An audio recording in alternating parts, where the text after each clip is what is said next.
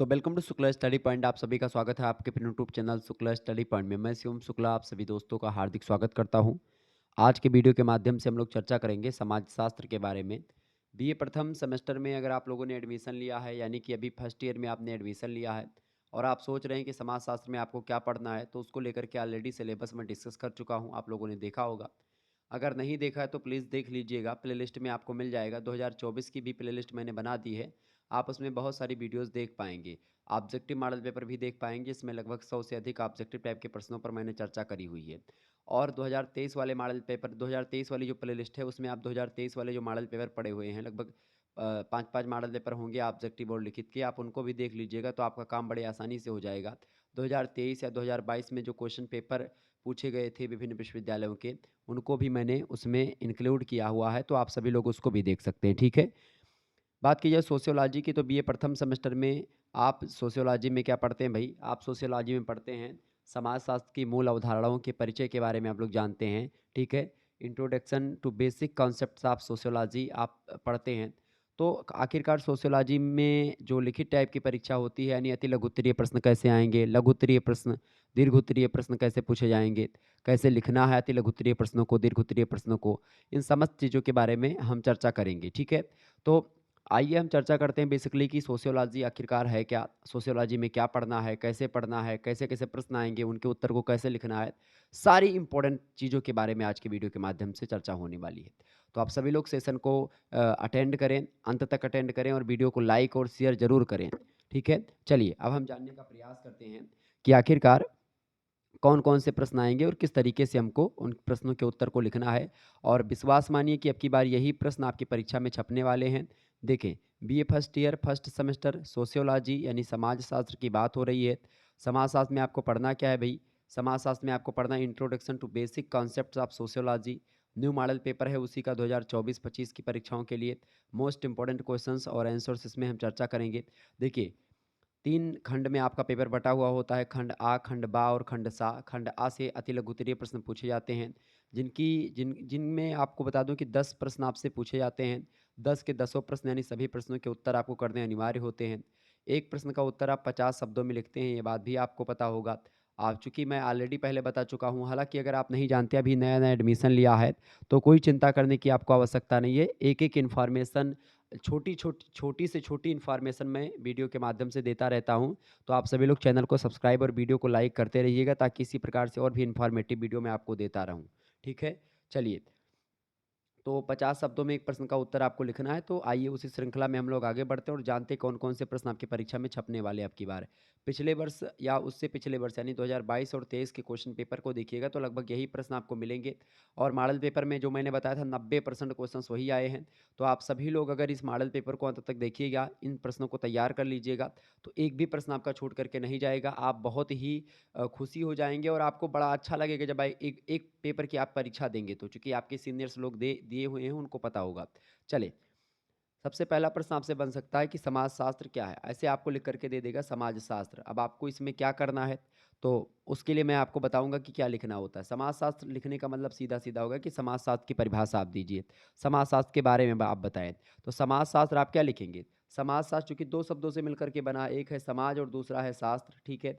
समाज का क्या मतलब? अच्छा, समाज जो शब्द बना हुआ है, ये ख़ास करके समाजशास्त्र जो बना हुआ है, ये अंग्रेजी भाषा का शब्द है, सोशियोलॉजी से बना हुआ है। सोशियोलॉजी शब्द की अगर बात की जाए तो 2 शब्दों से मिलकर के बना है। एक शब्द है सोशियो और दूसरा शब्द है लॉजी, ठीक है? सोशियो जो शब्द बना हुआ है वो लैटिन भाषा का शब्द है सोशियस, उस शब्द से बना है। लैटिन भाषा का शब्द है सोशियस, उससे बना है सोशियो। और लॉजी जो शब्द है वो ग्रीक भाषा का शब्द है, मतलब ग्रीक भाषा के लोगोस शब्द से बना हुआ है। तो समाज का मतलब, इसका मतलब होता है, सोशियस का मतलब होता है समाज और लोगास का मतलब होता है अध्ययन या विज्ञान। ठीक है? तो समाज का अध्ययन करने वाला शास्त्र या विज्ञान जो होता है, या समाज का जो विज्ञान या समाज का अध्ययन करने वाला विज्ञान जो होता है, वही समाजशास्त्र होता है। ये बात तो रही इसकी शाब्दिक अर्थ की बातें। लेकिन अलग-अलग विद्वानों ने समाजशास्त्र के बारे में अलग-अलग तरीके के निर्णय दिए हैं, अलग-अलग विचार प्रस्तुत किए हैं, अलग-अलग परिभाषाएँ दी हैं। तो एक आध दो विद्वानों की परिभाषाओं को भी आपको लिखना होगा। हालाँकि समाजशास्त्र को पढ़ाते हुए हमने चैप्टर नंबर 1 में पूरा विस्तार से समाजशास्त्र की परिभाषाओं के बारे में चर्चा करा है। कुछ ऐसे विद्वान हैं कि जो समाजशास्त्र को समाज का अध्ययन मानते हैं, कुछ ऐसे विद्वान हैं जो कि समाजशास्त्र को सामाजिक संबंधों का अध्ययन मानते हैं।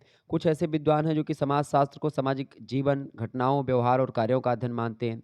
कुछ ऐसे विद्वान हैं जो कि समाजशास्त्र को सामाजिक समूहों का अध्ययन मानते हैं। कुछ ऐसे विद्वान आपको मिलेंगे जो कि समाजशास्त्र को सामाजिक अंतःक्रियाओं का अध्ययन मानेंगे। ठीक है? कुछ ऐसे विद्वान हैं जो समाजशास्त्र को समाज का अध्ययन मानते हैं। तो इस प्रकार से अलग-अलग विद्वान जो है, अलग-अलग तरीके से समाजशास्त्र को देखते हैं, जिनमें समाजशास्त्र का जो समाज के अध्ययन के रूप में जो देखते हैं कि समाजशास्त्र समाज का अध्ययन है, उनमें खास करके ओडम हो गए, वार्ड महोदय हैं, जिसबर्ट है, गिडिंग्स हैं, ये सब कहते हैं। ओडम कहते हैं समाजशास्त्र की परिभाषा को देते हुए कि समाजशास्त्र वह विज्ञान है जो समाज का अध्ययन करता है। वार्ड कहते हैं कि समाजशास्त्र समाज का विज्ञान है।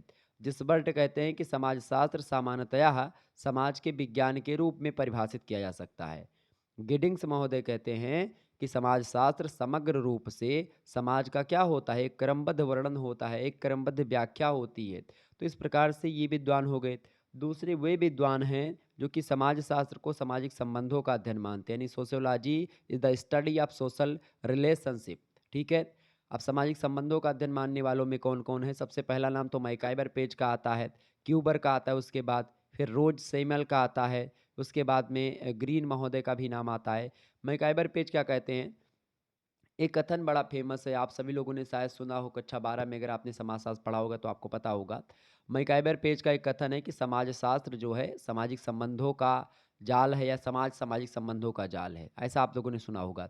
या संबंधों के जाल को हम समाज कहते हैं। तो समाजशास्त्र क्या है? सामाजिक संबंधों के विषय में होता है और संबंधों की इस जाल को हम समाज कहते हैं।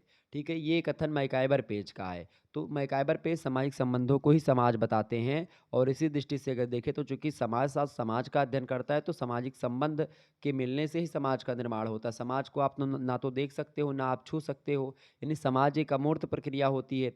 अमूर्त और मूर्त का सीधा सा मतलब होता है, मूर्त माने जो चीज़ें हमको दिखें, जिसको हम छू सकें वो मूर्त, और जिसको ना छू सके वो आपका अमूर्त होता है। तो समाज क्या है भैया? समाज आपका अमूर्त है, चूंकि वो संबंधों की व्यवस्था है, अंतरक्रियाओं की व्यवस्था है। तो आप अंतरक्रियाओं को, सामाजिक व्यवस्थाओं को तो छू नहीं सकते हैं। ठीक है? सामाजिक संबंधों को आप छू सकते हैं क्या? आप ईर्ष्या, आप द्वेष, आप जलन, आप छल, कपट, दंभ, इन सभी को छू सकते हैं। आप विचारों को छू सकते हैं, आप संबंधों को छू सकते हैं। किसी में प्रेम है, किसी में मधुरता है, किसी में एक प्रकार से सहयोग है, किसी में संघर्ष है, प्रतिस्पर्धा है, कंपटीशन है। समाज में ये सारी चीज़ें पाई जाती, प्रतिस्पर्धा है। तो क्या आप इन चीज़ों को जान पाते हैं, छू पाते हैं? आप इनको महसूस करते हैं, छू नहीं पाते हैं। क्लियर? ये बात ध्यान रखेंगे। तो मैकाइबर पेज इसी मामले में है। सीमेल कहते हैं कि समाजशास्त्र मानवीय अंतः संबंधों के स्वरूप का विज्ञान होता है। क्लियर? तो ये हो गए दूसरे टाइप के विद्वान। तीसरे टाइप के कुछ विद्वान हैं जिनमें नाम आता है खास करके आकबर निमकाफ का, किम्बल यंग का। उन लोगों ने कहा कि समाजशास्त्र जो है सामाजिक जीवन, घटनाओं, व्यवहार और कार्यों का अध्ययन है, यानी sociology is the study of social life, social event, social behaviour and social functions. ठीक है? यानी कि आकबर और निमकाफ कहते हैं कि समाजशास्त्र सामाजिक जीवन का वैज्ञानिक अध्ययन करता है। किम्बाल यंग कहते हैं कि समाजशास्त्र समूहों में मनुष्यों के व्यवहार का अध्ययन करता है। तो ये हो गई। इसके अलावा बेनेट और ट्यूमिन हो गए, पिट्रिम सोरोकिन हैं, ये सब समाजशास्त्र को सामाजिक जीवन, सामाजिक घटनाओं और व्यवहार और कार्यों का अध्ययन बताते हैं। ठीक है? इसके बाद में कुछ चार चौथे टाइप के विद्वान हैं, अगर उनकी बात की जाए तो उनमें नाम आता है जॉनसन का, और भी विद्वानों का नाम आता है, लेकिन मुख्य रूप से जॉनसन का नाम आता है। वो बताते हैं कि समाजशास्त्र जो है सामाजिक समूहों का अध्ययन है, यानी कि sociology is the study of social groups. ठीक है? तो जॉनसन कहते हैं कि समाजशास्त्र सामाजिक समूहों, अनेक आंतरिक स्वरूपों या संगठनों के स्वरूपों, उन प्रक्रियाओं जो उस संगठन को बनाए रखती हैं या परिवर्तित करती हैं, और समूहों के बीच पाए जाने वाले संबंधों का अध्ययन करने वाला विज्ञान होता है। तो इस प्रकार से आप देखेंगे कि अलग अलग विद्वान अलग अलग मंतव्यों को सामने रख करके अलग अलग परिभाषा देते हैं। एक पांचवें टाइप के भी विद्वान आते हैं नवीन विचारधाराओं के अनुसार, अगर देखें तो वो कहते हैं कि समाजशास्त्र अंतर क्रियाओं का अध्ययन है, यानी sociology is the study of interaction, या ठीक है, यानी अंतर क्रियाओं का अध्ययन। उनमें मैक्स वेबर का नाम आता है, गिलिन और गिलिन का नाम आता है, जिन्सबर्ग का नाम आता है।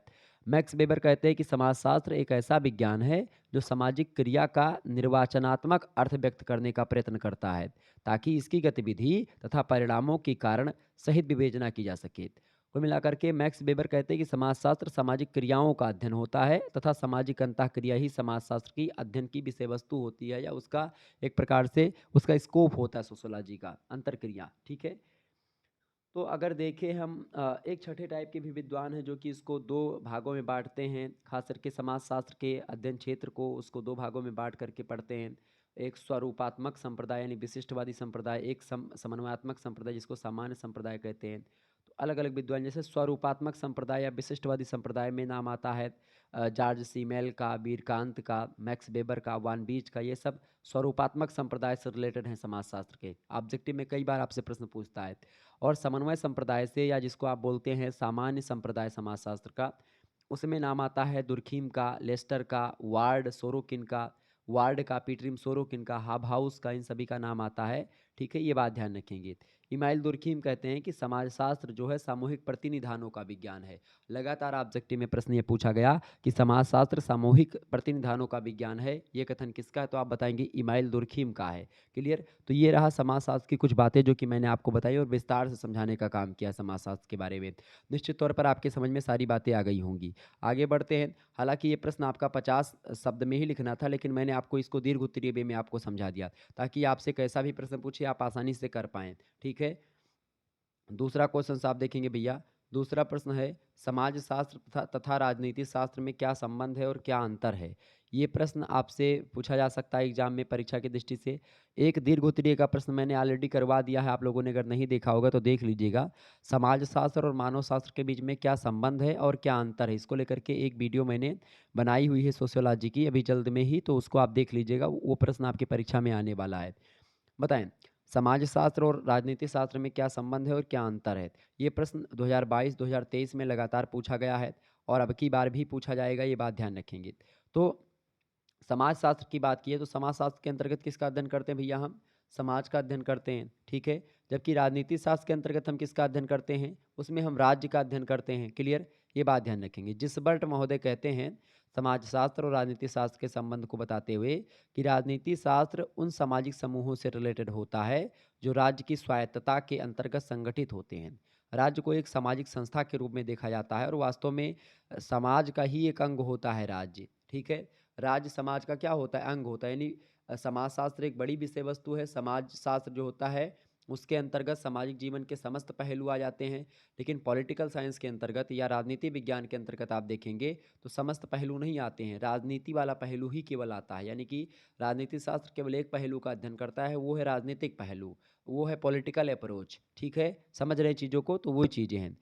कैटिलिन महोदय कहते हैं, कैटलिन महोदय क्या कहते हैं भाई? कैटलिन महोदय कहते हैं कि समाजशास्त्र और राजनीति शास्त्र को अलग करना संभव नहीं है और वास्तव में यह दोनों एक ही चित्र के दो पहलू हैं, एक ही सिक्के के दो पहलू हैं। ये कहते हैं कैटलिन। गार्नर महोदय कहते हैं कि राजनीति शास्त्र मानव संबंधों में से केवल एक प्रकार में यानी राज्य के संबंधों में समस्त प्रकार का अध्ययन करता है, जबकि समाजशास्त्र के लिए राजनीति शास्त्र तथा राजनीति शास्त्र के लिए समाजशास्त्र का ज्ञान होना आवश्यक है। अगर आप समाजशास्त्र पढ़ रहे हैं तो राजनीति पढ़ना आपको जरूरी है, राजनीति पढ़े तो समाज, क्योंकि कहीं ना कहीं पे समाज का ही एक अंग होता है राजनीति। ठीक है? ये बात ध्यान रखेंगे। तो इस प्रकार से राजनीति और समाज दोनों एक दूसरे से संबंधित हैं।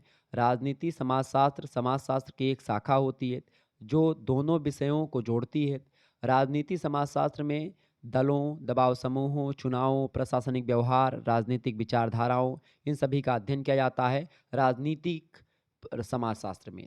तो समाजशास्त्र की एक शाखा है राजनीतिक समाजशास्त्र। ठीक है? ये बात ध्यान रखेंगे। तो बहुत ही घनिष्ठ संबंध रहा है समाजशास्त्र और राजनीति शास्त्र में, इतना घनिष्ठ संबंध रहा है कि कुछ वर्षों पहले तक दोनों विषयों को एक ही विज्ञान माना जाता था। आज भी कई विद्वान राजनीति शास्त्र और समाजशास्त्र की एक महत्वपूर्ण शाखा के रूप में स्वीकार करते हैं।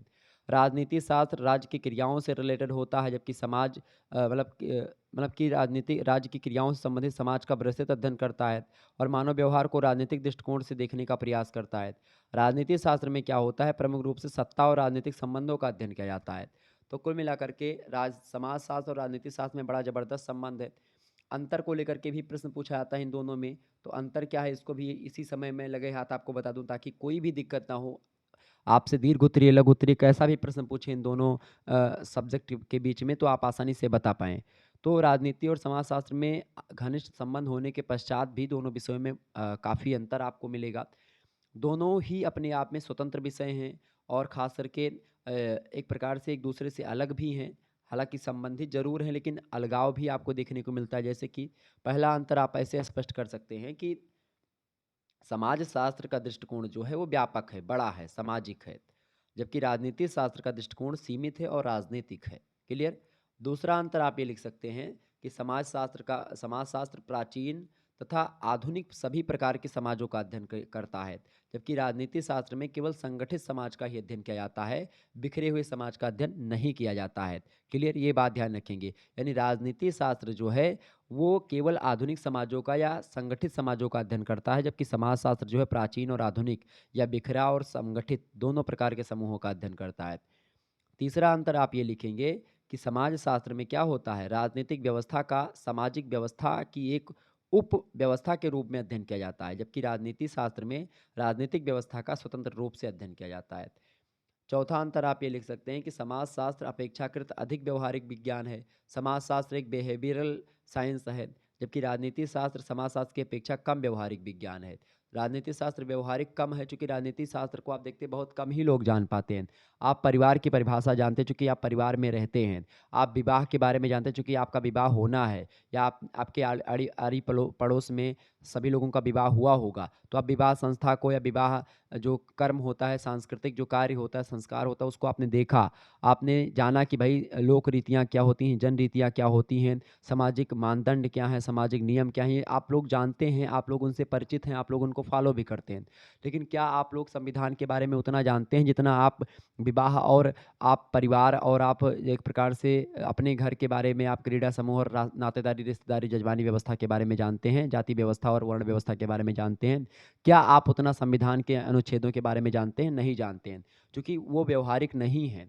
और समाजशास्त्र व्यवहारिक है, क्योंकि समाजशास्त्र के बारे में आपको परिवार के बारे में जानना, धर्म के बारे में जानना है, नातेदारी के बारे में जानना है, सामाजिक संरचना के बारे में जानना, संस्कृति के बारे में जानना, सभ्यता के बारे में जानना, सामाजिक संघर्ष के बारे में, सामाजिक स्तरीकरण के बारे में, सामाजिक परिस्थिति, सामाजिक भूमिका के बारे में आपको जानना है, सामाजिक संघर्ष के बारे में, सामाजिक प्रतिस्पर्धा के बारे में आपको जानना है।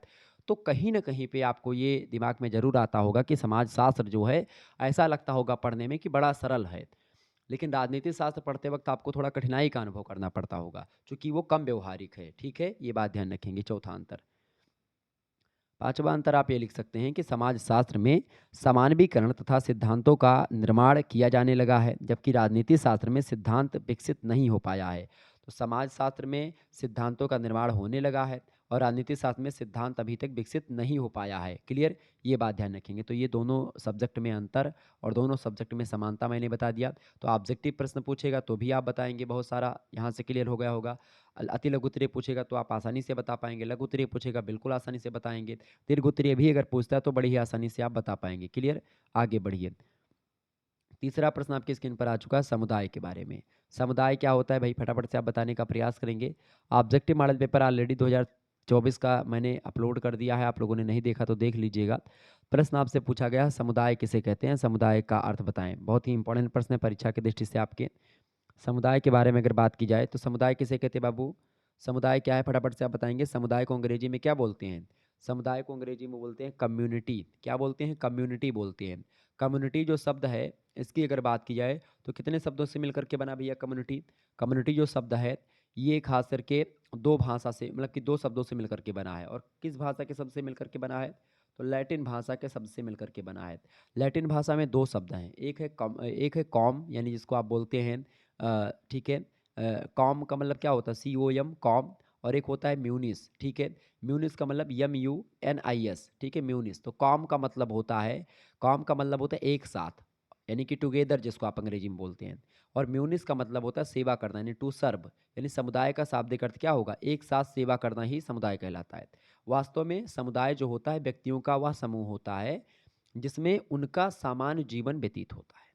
किसी भी समुदाय के निर्माण के लिए दो बातों का होना आवश्यक होता है। पहली बात, निश्चित भूभाग होना चाहिए समुदाय में, और दूसरी बात, सामुदायिक भावना का होना भी आवश्यक है। ये दो फैक्टर बड़े इंपॉर्टेंट होते हैं। इसके अलावा अलग अलग विद्वानों ने अलग अलग तरीके से समुदाय की परिभाषा दी है, अलग अलग चीज़ों को बताया है, तो उन पर भी हम थोड़ा सा फोकस करेंगे। क्लियर? तो अगर हम समुदाय की परिभाषा देखें तो समुदाय में सबसे पहली परिभाषा दी बोगाडर्स ने।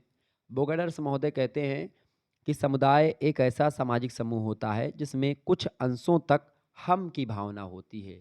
हम की भावना का मतलब पूरा का पूरा समुदाय अपने आप को एक परिवार मानता है, अपने आप से जुड़ा हुआ रहता है। तो समुदाय जो होता है उसमें हम की भावना होती है काफ़ी हद तक, जो एक निश्चित क्षेत्र में निवास करता है।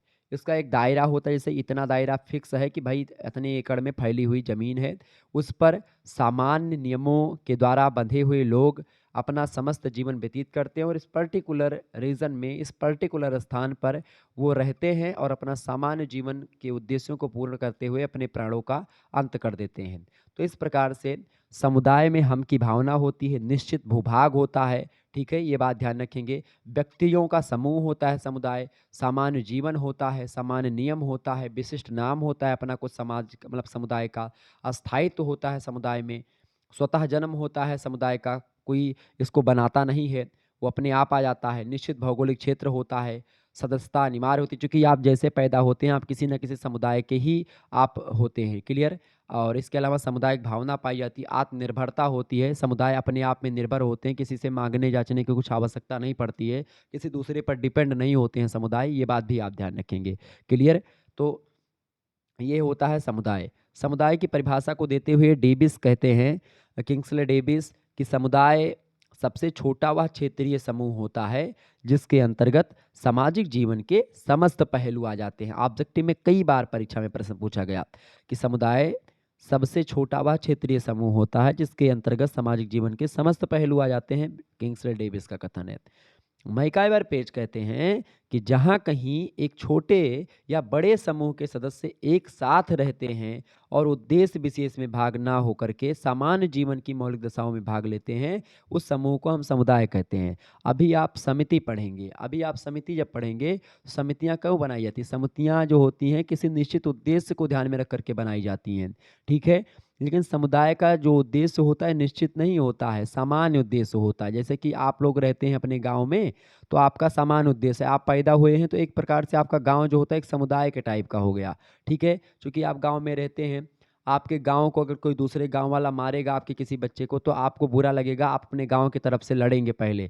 या आप कहीं पर बाहर हैं चौराहे पर, कोई एक्सीडेंट हो जाता है और आपके गांव का कोई बच्चा है, उसका एक्सीडेंट हो जाता है, भले ही आपके बच्चे की ही गलती हो, आपके गांव वाले की, लेकिन आप अपने गांव के बच्चे की तरफ से बोलते हैं, तो उसी को बोलते हैं हम की भावना, ठीक है, समझ रहे हैं। तो यही चीज़ पाई जाती है समुदाय में, हम की भावना पाई जाती है। समुदाय की अगर बात करें तो समुदाय एक समूह होता है व्यक्तियों का जिसको आप देख सकते हैं, यानी समुदाय क्या है, एक मूर्त धारणा होती है, ठीक है, ये बात भी आप ध्यान रखेंगे। आगबर्न और निमकाफ कहते हैं कि किसी सीमित क्षेत्र के अंदर रहने वाले सामाजिक जीवन के संपूर्ण संगठन को हम समुदाय कहते हैं। मेंजर कहते हैं कि वह समाज जो एक निश्चित भूभाग में रहता है वो समुदाय कहलाता है। कुल मिलाकर के अगर कहें तो समुदाय क्या होता है, व्यक्तियों का एक विशेष समूह होता है, सबसे पहली बात। वो निश्चित भौगोलिक क्षेत्र में रहता है, दूसरी बात। इसके सदस्य जो होते हैं सामुदायिक भावना के द्वारा इकट्ठा रहते हैं, परस्पर संगठित रहते हैं, तीसरी बात। चौथी बात, समुदाय में व्यक्ति किसी विशिष्ट उद्देश्य की अपेक्षा अपनी सामान्य आवश्यकताओं की पूर्ति की कर मतलब पूर्ति से अपने जीवन निर्वाह का प्रयास करते हैं, तो ये होता है समुदाय, ठीक है, ये बात ध्यान रखेंगे। आगे बढ़ते हैं, अगला प्रश्न। तो समुदाय के बारे में आपके समझ में आ गया। चौथा प्रश्न आप देखिएगा, प्रश्न है सामाजिक समूह किसे कहते हैं। फटाफट से आप बताने का प्रयास करेंगे सामाजिक समूह के बारे में, बहुत ही इंपॉर्टेंट प्रश्न है परीक्षा की दृष्टि से, और ऐसे ही प्रश्न आपकी परीक्षा में आते हैं। प्रश्न क्या है भाई, सामाजिक समूह किसे कहते हैं। समाजशास्त्र की प्रमुख अवधारणाओं में सामाजिक समूह और सामाजिक संरचना बहुत महत्वपूर्ण होती है, और सामाजिक समूह की अगर बात की जाए तो सोशल ग्रुप्स बोला जाता है अंग्रेजी में इसको। सामाजिक समूह की अगर बात की जाए तो बाटोमोरिस की परिभाषा देते हुए कहते हैं कि सामाजिक समूह व्यक्तियों के उस योग को कहते हैं, उस जोड़ को कहते हैं जिसमें दो चीज़ें मुख्य रूप से होती हैं। पहली चीज़, विभिन्न व्यक्तियों के बीच निश्चित संबंध होते हैं। दूसरी बात, प्रत्येक व्यक्ति समूह के प्रति और उसके प्रतीकों के प्रति सचेत होता है। या इसको दूसरे शब्दों में अगर हम कहें बाटोमेर की परिभाषा को, तो आप ये कह सकते हैं कि एक सामाजिक समूह में कम से कम अल्प विकसित संरचना और संगठन तथा उसके सदस्यों में चेतना का मनोवैज्ञानिक आधार होता है। मतलब एक दूसरे से जुड़ाव होता है, एक दूसरे से लगाव होता है, क्लियर, ये बात समझ में आ गई आपके। इसके अलावा सामाजिक समूह की परिभाषा को दिया मैकाइवर पेज ने। मैकाइवर पेज कहते हैं कि समूह से हमारा तात्पर्य ऐसे व्यक्तियों के संग्रह से होता है जो एक दूसरे के साथ सामाजिक संबंध स्थापित करते हैं, ठीक है, यानी समूहों में भी सामाजिक संबंध पाया जाता है। चूंकि मैकाइबर पे संबंधों की जटिल व्यवस्था को ही या संबंधों की व्यवस्था को ही या संबंधों के जाल को ही समाज कहते हैं, तो मैकाइबर पे संबंधों की बात जरूर करेंगे। अकबर निम्न का आप कहते हैं कि जबकि दो या दो से अधिक व्यक्ति एकत्र होकर के एक दूसरे को प्रभावित करते हैं तो वो सामाजिक समूह का निर्माण कर सकते हैं। तो दो या दो से अधिक व्यक्ति मिलकर के समूह का निर्माण कर सकते हैं, बशर्ते उनमें पारस्परिक संबंध पाया जाता हो। पारस्परिक संबंध का मतलब होता है कि भाई जो ए व्यक्ति और बी व्यक्ति दोनों में दो, या फिर सी व्यक्ति, ए बी सी तीन व्यक्ति हैं और वो तीनों एक प्रकार से एक दूसरे को पर्टिकुलर जानते हों और इस प्रकार सामाजिक समूह का निर्माण वो कर देते हैं, ये होता है। कुल मिलाकर के अगर देखें समूह की परिभाषा को पढ़ने के बाद में तीन चीज़ें मुख्य रूप से हमारे सामने आती हैं। पहली बात तो ये कि दो या दो से अधिक व्यक्तियों का संग्रह होना चाहिए समूह में।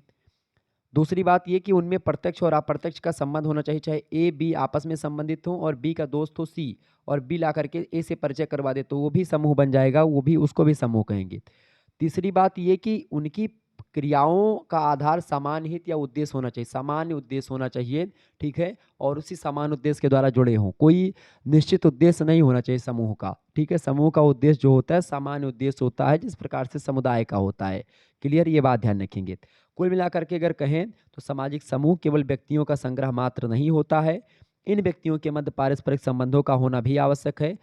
मतलब ये कहा जा सकता है कि जिस समय दो या दो से अधिक व्यक्ति सामान्य उद्देश्यों अथवा लाभों की पूर्ति हेतु परस्पर संबंधों की स्थापना करते हैं और अपने व्यवहार द्वारा एक दूसरे को प्रभावित करते हैं तो उसे सामाजिक समूह कहते हैं। सामाजिक समूह जो होता है व्यक्तियों का संग्रह होता है, पहली बात। दूसरी बात, समूह की अपनी सामाजिक संरचना होती है, दूसरी बात। तीसरी बात, समूह में कार्यात्मक विभाजन होता है। चौथी बात, समूह में सामान्य स्वार्थों की भावना होती है। पांचवी बात, समूह की सदस्यता जो होती है ऐच्छिक होती है, आप चाहो तो समूह के सदस्य हो सकते हैं, आप चाहो तो समूह के सदस्य नहीं हो सकते हैं। क्लियर। प्रत्येक समूह जो होता है, प्रत्येक सामाजिक समूह जो होता है उसकी अपनी सत्ता होती है। सामाजिक समूह में सामाजिक मानदंडों की महत्वपूर्ण भूमिका होती है, सामाजिक जो नॉर्म्स होते हैं उनकी भूमिका होती है। सामाजिक समूह एक मूर्त धारणा होती है, ठीक है। सामाजिक समूह को आप देख सकते हैं, ठीक है, आप उसको छू सकते हैं। क्लियर, ये बात ध्यान रखेंगे। लेकिन अच्छा, समुदाय भी एक मूर्त धारणा है, लेकिन समुदाय मतलब जो समाज होता है वो अमूर्त धारणा है। इसके अलावा संस्था भी अमूर्त है। अब मूर्त कौन कौन है, यहाँ पर ऑब्जेक्टिव में कई बार प्रश्न आपसे पूछता रहता है कि मूर्त क्या है, अमूर्त क्या है। मूर्त माने जो दिखाई पड़े, जिसको आप छू सकें। अमूर्त माने जो ना दिखाई पड़े ना छू सके, ठीक है। देखें, अमूर्त में आपकी चीज़ें कौन कौन सी आएंगी। अमूर्त में आपकी सबसे पहली बात तो समाज आता है, ठीक है, क्योंकि वो संबंधों की व्यवस्था है, संबंध दिखते नहीं है। और दूसरी बात क्या, संस्था जो होती है, संस्था भी क्रियाओं का एक संगठन होता है, प्रक्रियाओं का संगठन होता है, तो इसलिए समाज और संस्था ये दो अमूर्त धारणा है। जबकि बात की जाए मूर्त धारणाओं में, तो मूर्त धारणाओं में जो सामाजिक संस्थाएं हैं उनमें खास करके आप देखेंगे, पहली बात तो समुदाय एक मूर्त धारणा है, व्यक्तियों का समुदाय होता है। समुदाय क्या है, समुदाय एक मूर्त धारणा है, पहली बात। दूसरी बात, समूह भी एक मूर्त धारणा होती है, समूह भी मूर्त धारणा है। इसके अलावा तीसरी बात अगर बोलें तो तीसरी बात मतलब एक प्रकार से ये बोले समूह, ठीक है, समूह क्या है, मूर्त धारणा है। और तीसरी बात मैंने क्या बताई थी आपको, समितियाँ। आज इस समय दुर्गा पूजा चल रहा है, दुर्गा पूजा की समितियाँ जो है बनी होंगी, तो आप समितियों में देखते हैं कि भाई फला फला लोग शामिल हैं, कोई अध्यक्ष है, कोई कोषाध्यक्ष है, कोई सचिव है, कोई उपाध्यक्ष है, इस प्रकार से बनाए जाते हैं। तो ये हो गई समितियाँ। क्लियर, समझ में आ गई चीज़ें, समझ में आ गई, बिल्कुल। चले, तो ये होते हैं एक प्रकार से आपके सामाजिक समूह, समितियाँ, और ख़ास करके जो भी चीज़ें हैं मैंने आपको बता दिया कि भाई क्या-क्या चीज़ें होती समूह भी कई प्रकार के होते हैं, जैसे कि ग्राह समनर, अंतः समूह और बाह्य समूह बाँटते हैं। अंतः समूह क्या होता है, बाह्य समूह क्या होता है, इसको हम चर्चा कर लेंगे। एक दिन मैं समूह के बारे में चर्चा करने वाला हूँ और विस्तार से सामाजिक समूह के बारे में चर्चा करूँगा। चूँकि चार्ल्स कूले महोदय 2 प्रकार के समूहों की बात करते हैं, एक प्राथमिक समूह, एक द्वितीयक समूह। चार्ल्स कूले की एक पुस्तक है सोशल ऑर्गेनाइजेशन, सामाजिक संगठन, 1909 में इनकी एक पुस्तक प्रकाशित होती है और इसी में प्राथमिक समूह और द्वितीयक समूह की अवधारणा उन्होंने दी है, ठीक है। और अलग-अलग विद्वानों ने बताया है प्राथमिक समूह, द्वितीयक समूह के बारे में, मतलब कि अलग-अलग विद्वानों ने जो समूह है उसका कैटेगराइजेशन किया है। हालाँकि अभी समूह के बारे में हम चर्चा नहीं कर रहे हैं पूरा विस्तार से, सामाजिक समूह की परिभाषा ही देनी थी तो मैंने चर्चा कर दिया, सामाजिक समूह की विशेषता और परिभाषा मैंने बता दी। 5वां क्वेश्चन आपकी स्क्रीन पर आ चुका है, परिवार किसे कहते हैं? फटाफट से आप बताएँगे परिवार क्या होता है? परिवार की अगर बात करें, तो परिवार से क्या तात्पर्य है भैया? फैमिली, परिवार शब्द जो बना हुआ है वो फैमिली शब्द से बना हुआ है। फैमिली शब्द जो बना हुआ है वो लैटिन शब्द है, लैटिन शब्द के एक शब्द से बना हुआ है, फैमुलुस शब्द से बना हुआ। किससे बना हुआ भैया? FAMULUS, ठीक है। फैमुलस शब्द से बना हुआ है फैमिली, ठीक है। फैमुलस शब्द किस भाषा का है? लैटिन भाषा का है। इसका मतलब क्या होता है? एक ऐसे सामाजिक समूह से होता है या ऐसे समूह के लिए प्रयोग किया जाता है फैमुलस, जिसमें माता पिता और उसके बच्चे, नौकर और दास ये सब समान्वित होते हैं, समाहित होते हैं, उसको बोलते हैं परिवार, ठीक है। ये मतलब होता था। और आपको बता दूं कि परिवार को लेकर के एक व्यक्ति हैं, मानव शास्त्री भी हैं, समाजशास्त्री भी हैं। परिवार के संदर्भ में मालिनोवस्की जो हैं बड़े अच्छे विद्वान माने जाते हैं मानव शास्त्र और समाजशास्त्र के दृष्टि से, दोनों दृष्टियों से। तो मालिनोवस्की कहते हैं कि परिवार ही एक ऐसा समूह होता है जिसमें पशु, मनुष्य, मतलब मनुष्य जो होता है पशु अवस्था से अपने साथ लाया है, ठीक है। मर्डाक कहते हैं कि कोई भी समाज ऐसा नहीं था जिसमें परिवार रूपी संस्था की अनुपस्थिति हो। मतलब परिवार हर एक समाज में होता है। 250 आदिम परिवारों का अध्ययन किया था मर्डाक ने। मर्डाक ने 250 परिवारों का अध्ययन किया, 250 आदिम परिवारों का अध्ययन किया। तो आप देखिए आदिम से आदिम समाजों में, आधुनिक से आधुनिक समाजों में परिवार जरूर होता है। बिना परिवार के समाज की कल्पना नहीं की जा सकती। परिवार सबसे छोटी इकाई होती है समाज की, ये बात ध्यान रखेंगे। क्लियर? तो परिवार की परिभाषा को देते हुए अलग अलग विद्वान अपने अपने मंतव्यों को रखते हैं। उसमें मैकाइबर पेज की अगर बात करें, मैकाइबर पेज बहुत ही जबरदस्त समाजशास्त्री हैं, इसमें कोई दो राय नहीं, इसीलिए वो हर जगह आपको मिलेंगे। आपको मैकाइबर पेज मिलेंगे, आपको अगस्त कॉम्ट मिलेंगे, आपको एक प्रकार से लूसी मियर मिलेंगे, ठीक है, आपको एससी दुबे मिलेंगे, आपको किंग्सले डेविस मिलेंगे, ठीक है, इन सभी का नाम, मैक्स वेबर मिलेंगे, इमाइल दुर्खीम मिलेंगे। आप समाजशास्त्र में इन लोगों को आप जरूर देखेंगे। क्लियर? ये बात ध्यान रखेंगे। और कुछ लोगों को तो आप, अच्छा, अरस्तु को भी देखेंगे आप समाजशास्त्र में भी और राजनीतिक शास्त्र में। चूंकि अरस्तु का एक कथन है, बड़ा फेमस कथन है, ये बात आप ध्यान रखेंगे। कौन सा कथन है? कि समाज शास्त्र मतलब कि मनुष्य क्या है? एक सामाजिक प्राणी है, अरस्तु ने कहा। मनुष्य एक राजनीतिक प्राणी है, ये भी अरस्तु ने कहा है, ठीक है। तो ये बात ध्यान रखेंगे। कुछ ऐसे विद्वान होंगे जो कि दार्शनिक होते हैं, तो दार्शनिक जो होते हैं वो हर एक क्षेत्र में अपना विचार देते हैं। तो परिवार की परिभाषा को देते हुए मैकाइबर पेज कहते हैं कि परिवार जो होता है पर्याप्त निश्चित यौन संबंध के द्वारा परिभाषित एक ऐसा समूह होता है जो बच्चों के जनन और लालन पालन की व्यवस्था करता है, ठीक है। यानी परिवार क्या होता है? यौन संबंध के द्वारा इकट्ठा होता समूह होता है, जो कि प्रकार से यौन संबंधों के द्वारा इकट्ठा होता है और फिर वो बच्चों का लालन पालन पोषण करता है। डॉक्टर दुबे कहते हैं, एससी दुबे कहते हैं कि परिवार में स्त्री और पुरुष दोनों को सदस्यता प्राप्त रहती है। उनमें कम से कम दो विपरीत यौन व्यक्तियों की को यौन संबंधों की सामाजिक स्वीकृति मिलती है। जैसे एक लड़का, एक लड़की एक साथ रह सकते हैं, एक मेल और एक फीमेल एक घर में एक साथ रह सकते हैं विवाह संस्था के द्वारा। अगर विवाह नहीं होता उससे पहले एक लड़का एक लड़की एक साथ एक कमरे में नहीं रह सकते हैं, वो समाज के खिलाफ है, वो सामाजिक मानदंडों के खिलाफ है, ठीक है, आप वो नहीं कर सकते हैं। लेकिन अगर विवाह हो जाता है आपका तो आप रहिए, आपको कोई नहीं रोकेगा, ठीक है। लेकिन विवाह से पहले अगर कुछ होता है तो फिर दिक्कत की बात है समाज की दृष्टि से। लेकिन कानून इसको एक प्रकार से वैध करता है। लेकिन कानून हर मामले में अगर समाज में दखल अंदाजी करता है तो सामाजिक मापदंड फिर या सामाजिक मानदंड जो होते हैं उनको या सोशल नॉर्म्स जो होते हैं उनको हस्तक्षेप करता है। हालांकि आधुनिक समाजों में आप देख रहे हैं कि सारी चीज़ें वैध होती चली जा रही हैं।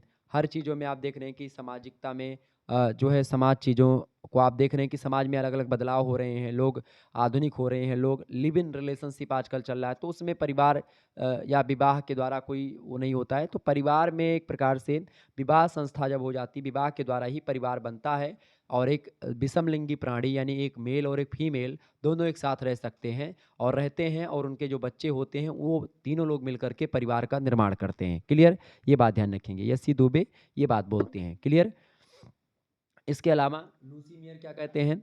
लूसी मियर कहते हैं कि परिवार एक गृहस्थ समूह होता है जिसमें माता पिता और संतान साथ साथ रहते हैं और इसके मूल रूप में दंपति, दंपति माने पति पत्नी और उनकी संतान रहती है, मुख्य रूप से वो होता है परिवार। कुल मिलाकर के विभिन्न विद्वानों ने परिवार को अपने अपने दृष्टिकोण से समझाया। जो जो पॉइंट ऑफ व्यू रहा विद्वानों का अपने अपने हिसाब से परिभाषा दी है।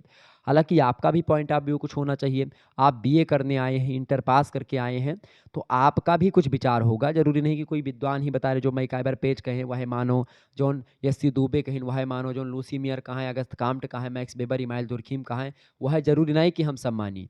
हमें सबका का करे थे कुछ अपनों परिभाषा देखे कि परिवार का है। हम तो देखे थे कि परिवार कौन मेरे हुआ थे, परिवार में के रहा थे, चाचा चाची रहा थे, नाना नानी आप देखो तो वे नातेदारी में चला गए। कोनो कोनो परिवार में देखिए छोटा परिवार होएगा तो केंद्रीय परिवार बना दियो का मतलब कि माता पिता और उनके अविवाहित बच्चे सेंट्रल एक प्रकार से फैमिली हो गई, या न्यूट्रल एक प्रकार से न्यूट्रल फैमिली या केंद्रीय परिवार जिसको आप बोल सकते हैं। तो आप परिवार को देखते सुनते आ रहे हैं तो अपने हिसाब से आप लिख सकते हैं, कोई वो गलत नहीं काटेगा। कोई एग्जामिनर गलत काट देगा, आ जाइएगा मेरे पास कि सर जी ये मेरा प्रश्न लिखा था हमने, ये टीचर ने ऐसा कर दिया है, बता दीजिएगा, फिर उस पर एक्शन लिया जाए, मतलब कि उसके खिलाफ आप केस भी कर सकते हो। कोई भी उत्तर गलत और कोई भी उत्तर सही नहीं होता, ये बात ध्यान रखेंगे आज, ठीक है। बशर्ते उत्तर सही होता है और सही होता है, बहुत अच्छा होता है, गड़बड़ होता है और गड़बड़ होता है, बहुत गड़बड़ होता है। गलत नहीं होता कोई उत्तर। अगर आप परिवार के बारे में जो आप देख सुन रहे हैं, अगर आप उसको अपनी भाषा में लिखते हैं तो वो भी उस पर भी आपको नंबर मिलेगा। तो चिंता करने की आपको बिल्कुल भी आवश्यकता नहीं है। कुल मिलाकर के परिवार में कम से कम 3 प्रकार के संबंध विद्यमान हो। एक तो पति-पत्नी के संबंध, एक माता-पिता और बच्चों के संबंध और एक भाई-बहनों के संबंध। ये 3 संबंध बहुत ही इम्पोर्टेंट होते हैं, ठीक है। वैवाहिक संबंध और रक्त संबंध ये मिल करके ही परिवार का निर्माण करते हैं, ठीक है, ये बात ध्यान रखेंगे। परिवार की विशेषताओं को बताया है मैकइवर पेज ने कहा कि विवाह संबंध, विवाह का एक स्वरूप, वंश नाम की व्यवस्था, आर्थिक व्यवस्था और सामान्य निवास, इन सारी विशेषताओं को अगर इकट्ठा करें तो बनता है परिवार, ठीक है। परिवार कई प्रकार का होता है। अगर अधिकार या सत्ता के अकॉर्डिंग देखें तो परिवार मुख्य रूप से 2 प्रकार का होता है। एक होता है मातु सत्तात्मक परिवार जिसमें माता प्रधान रहती, माता मुखिया रहती है। एक होता है पितु सत्तात्मक परिवार जिसमें पिता प्रधान मुखिया रहता है। विवाह के आधार पर अगर देखें परिवार का प्रकार तो मुख्य रूप से वो 2 प्रकार का होता है। एक होता है एक विवाही परिवार, एक होता है बहुविवाही परिवार, ठीक है। बहुविवाही परिवार 2 प्रकार का होता है, एक बहुपत्नी विवाही परिवार और एक बहुपत विवाही परिवार। निवास संस्था के अकॉर्डिंग अगर देखें तो परिवार के कई प्रकार होते हैं, ठीक है। एक तो मातु स्थानीय परिवार, एक पितु स्थानीय परिवार, एक नव स्थानीय परिवार, एक मातुल्य स्थानीय परिवार, ठीक है। वंश और नामवली के आधार पर परिवार कई प्रकार होता है। एक मातृवंशीय परिवार, एक पितृवंशीय परिवार। सदस्यों की संख्या और संरचना के आधार पर परिवार कई प्रकार का होता है। एक होता है केंद्रीय या एकाकी परिवार या सेंट्रल फैमिली, या एक होता है जॉइंट फैमिली जिसको आप संयुक्त परिवार बोलते हैं। चर्चा करेंगे इन सभी चीज़ों पर, ठीक है। आगे बढ़ते हैं। आगे देखिएगा अगला प्रश्न, छठा नंबर प्रश्न, संस्कृति के बारे में आप बताएं। संस्कृति किसे कहते हैं, फटाफट से आप बताने का प्रयास करेंगे। संस्कृति के बारे में अगर बात की जाए, संस्कृति क्या है भैया, फटाफट से आप बताएंगे। संस्कृति किसे कहते हैं, सभी लोग बताइएगा। संस्कृति क्या होती है, बताएं। सभी लोग बताने का प्रयास करेंगे। संस्कृति किसे कहते हैं, संस्कृति क्या है। संस्कृति की अगर बात की जाए तो संस्कृति की परिभाषा को दिया है टाइलर महोदय ने, बीरस्टीड ने, मेलिनोव्स्की ने, मैकइवर पेज ने संस्कृति के बारे में बताया। देखिए, अच्छा जो मैं प्रश्नों का उत्तर बता रहा हूँ इससे आपका कोई भी प्रश्न पूछा जाएगा, अति लघु उत्तरीय, लघु उत्तरीय, दीर्घ उत्तरीय, सब आप बता पाएंगे। जो बातें मैं आपको बता रहा हूँ इसको बस विस्तार से आपको या ध्यान से सुनना ही है, ठीक है, और सारी चीज़ें आपकी क्लियर हो जाएंगी। देखिए, संस्कृति की परिभाषा को देते हुए टाइलर महोदय ने कहा कि संस्कृति वह जटिल समग्रता होती है जिसमें ज्ञान, विश्वास, कला या आचार जो होता है, कानून हो गया, इसके अलावा प्रथा या ऐसी ही दूसरी क्षमताएं और आदतें, उन सभी का समावेश हो जाता है संस्कृति में। और मानव समाज का सदस्य होने के नाते वो आपको प्राप्त होता है, वो होती है संस्कृतियाँ। संस्कृति में आपका आप कोई विश्वास आपके करते हैं, आपके पिताजी का जिसमें विश्वास होगा आपका भी विश्वास उसमें होगा, या आपके पिताजी जिन कलाओं से परिचित हैं उससे आप भी परिचित होंगे। आपके पिताजी जो आचार करते हैं उस आचार, उस कानून, उस प्रथा को आप भी मानेंगे। तो एक प्रकार से प्रथा, कला, विश्वास, आचार, व्यवहार, ये सब आपके पिताजी के द्वारा आपको मिलेगा, आपके द्वारा आपके बच्चों को मिलेगा, आपके बच्चों के द्वारा उनके बच्चों को मिलेगा। इस प्रकार से संस्कृतियाँ जो होती हैं एक पीढ़ी से दूसरी पीढ़ी में हस्तांतरित होती हैं। इसका मतलब सीधा सा है कि संस्कृति का मतलब होता है विश्वास से, संस्कृति का मतलब आचार व्यवहार, जनरीतियाँ, रूढ़ियाँ, ये सब जो होती हैं संस्कृति का ही पार्ट होती हैं। क्लियर।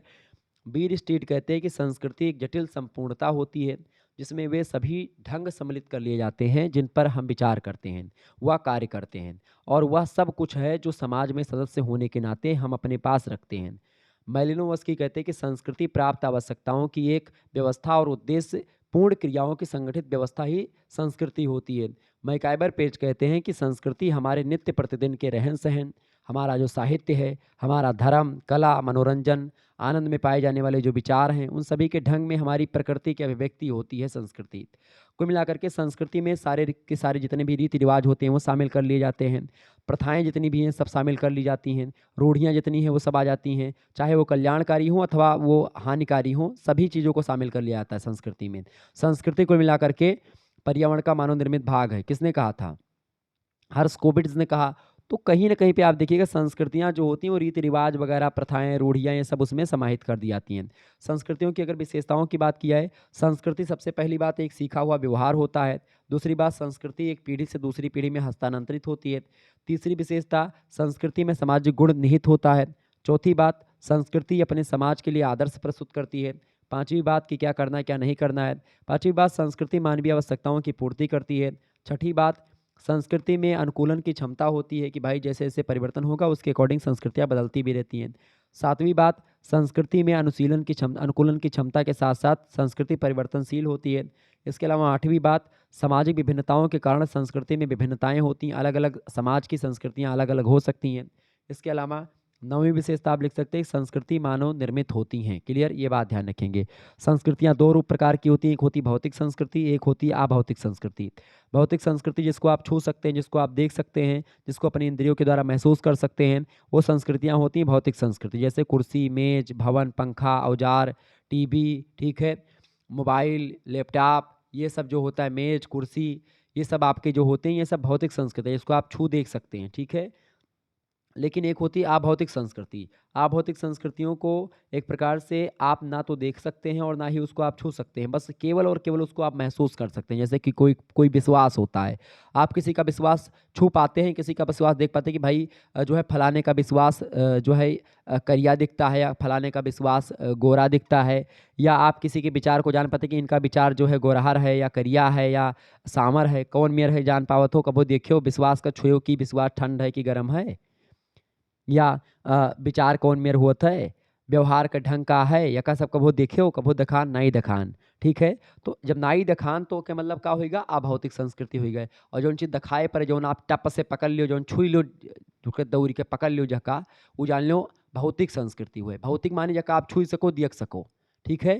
और जका ना देख सको, ना छुई सको, खाली का कह सको भैया, खाली महसूस कर सको। और जका महसूस कर लियो वह जान लो का हुआ अभौतिक संस्कृति। आ माने नाही और भौतिक माने भौतिक, यानी जिसका छू ना पाओ, ठीक है? समझ में आएगा? तो संस्कृति से अगर प्रश्न पूछे दीर्घ उत्तरीयम तो आसानी से बताई देबो आप। आगे बढ़ा जाए। चलो बहुत बढ़िया तरीके से आप लोग समझत हो, मज़ा आ जाता है आपका पढ़ावे में का जान लो। 100% एकदम से एन्जॉयफुल होके क्लास हमहू लीत है। आप लोग पढ़त हो ऐसे मौज लेके पढ़ो और देखियो परीक्षा आवत-आवत एकदम से धुआँ-धुआँ ना हो जाए जौन कहो तौन हरि जाई। मतलब मज़ा आए जे एकदम से आपका बताए दी कि बीए के क्षेत्र में क्रांति आए जे अगर आप ऐसे पढ़त रह जाबो, ऐसे समझत रह जाबो अपने भाषा में जानत रह जाबो, दुनिया में फिर केहू आपका एक प्रकार से पिछाड़े वाला रही ना जे और खास करके समाजशास्त्र की बात की जाए तो आपका व्यवहारिक विषय, खुद के विषय, आप परिवार तो तुम्हारे घर में बाटे, अपने देख सुन लियो ना वह परिवार हुए। अब वही का शाब्दिक रूप दे दियो, अपना लिख डालो कि का हुए परिवार, बस वही का परिवार। विवाह का हुए, विवाह तो सभे जानते हैं का हुए। तो बस वह हुए जो आप जानत हो, बस वका खाली लिखे के शैली थोड़े आपका जाने के है। वह लिखे के शैली हम बताई थे, तो चिंता कौन बात के, कुछ नहीं। बेड़ आराम लगावें पार, चलें आगे बढ़ा जाए। अगला प्रश्न आपकी स्क्रीन पर आ चुका है। 7वां प्रश्न आपकी स्क्रीन पर है भैया सात्मीकरण। सात्मीकरण क्या होता है? आत्मसातीकरण या सात्मीकरण बात एक ही है, या आत्मसात करना उसका मतलब सीधा सा एक ही होता है, ठीक है? अब आत्मसातीकरण है क्या? या आत्मसातीकरण या जिसको आप बोलते हैं सामाजिक एकीकरण, वो वही चीज़ होती है, ठीक है? सामाजिक एकीकरण जो होता है वो भी एक प्रकार से कहीं न कहीं पे इकट्ठा होता है, सामाजिक संरचनाओं में सभी लोगों को शामिल करना होता है, ठीक है? ये बात ध्यान रखेंगे। लेकिन जो आपका सात्मीकरण होता है उसकी अगर बात की जाए, या आत्मसातीकरण या सात्मीकरण बात एक ही होता है।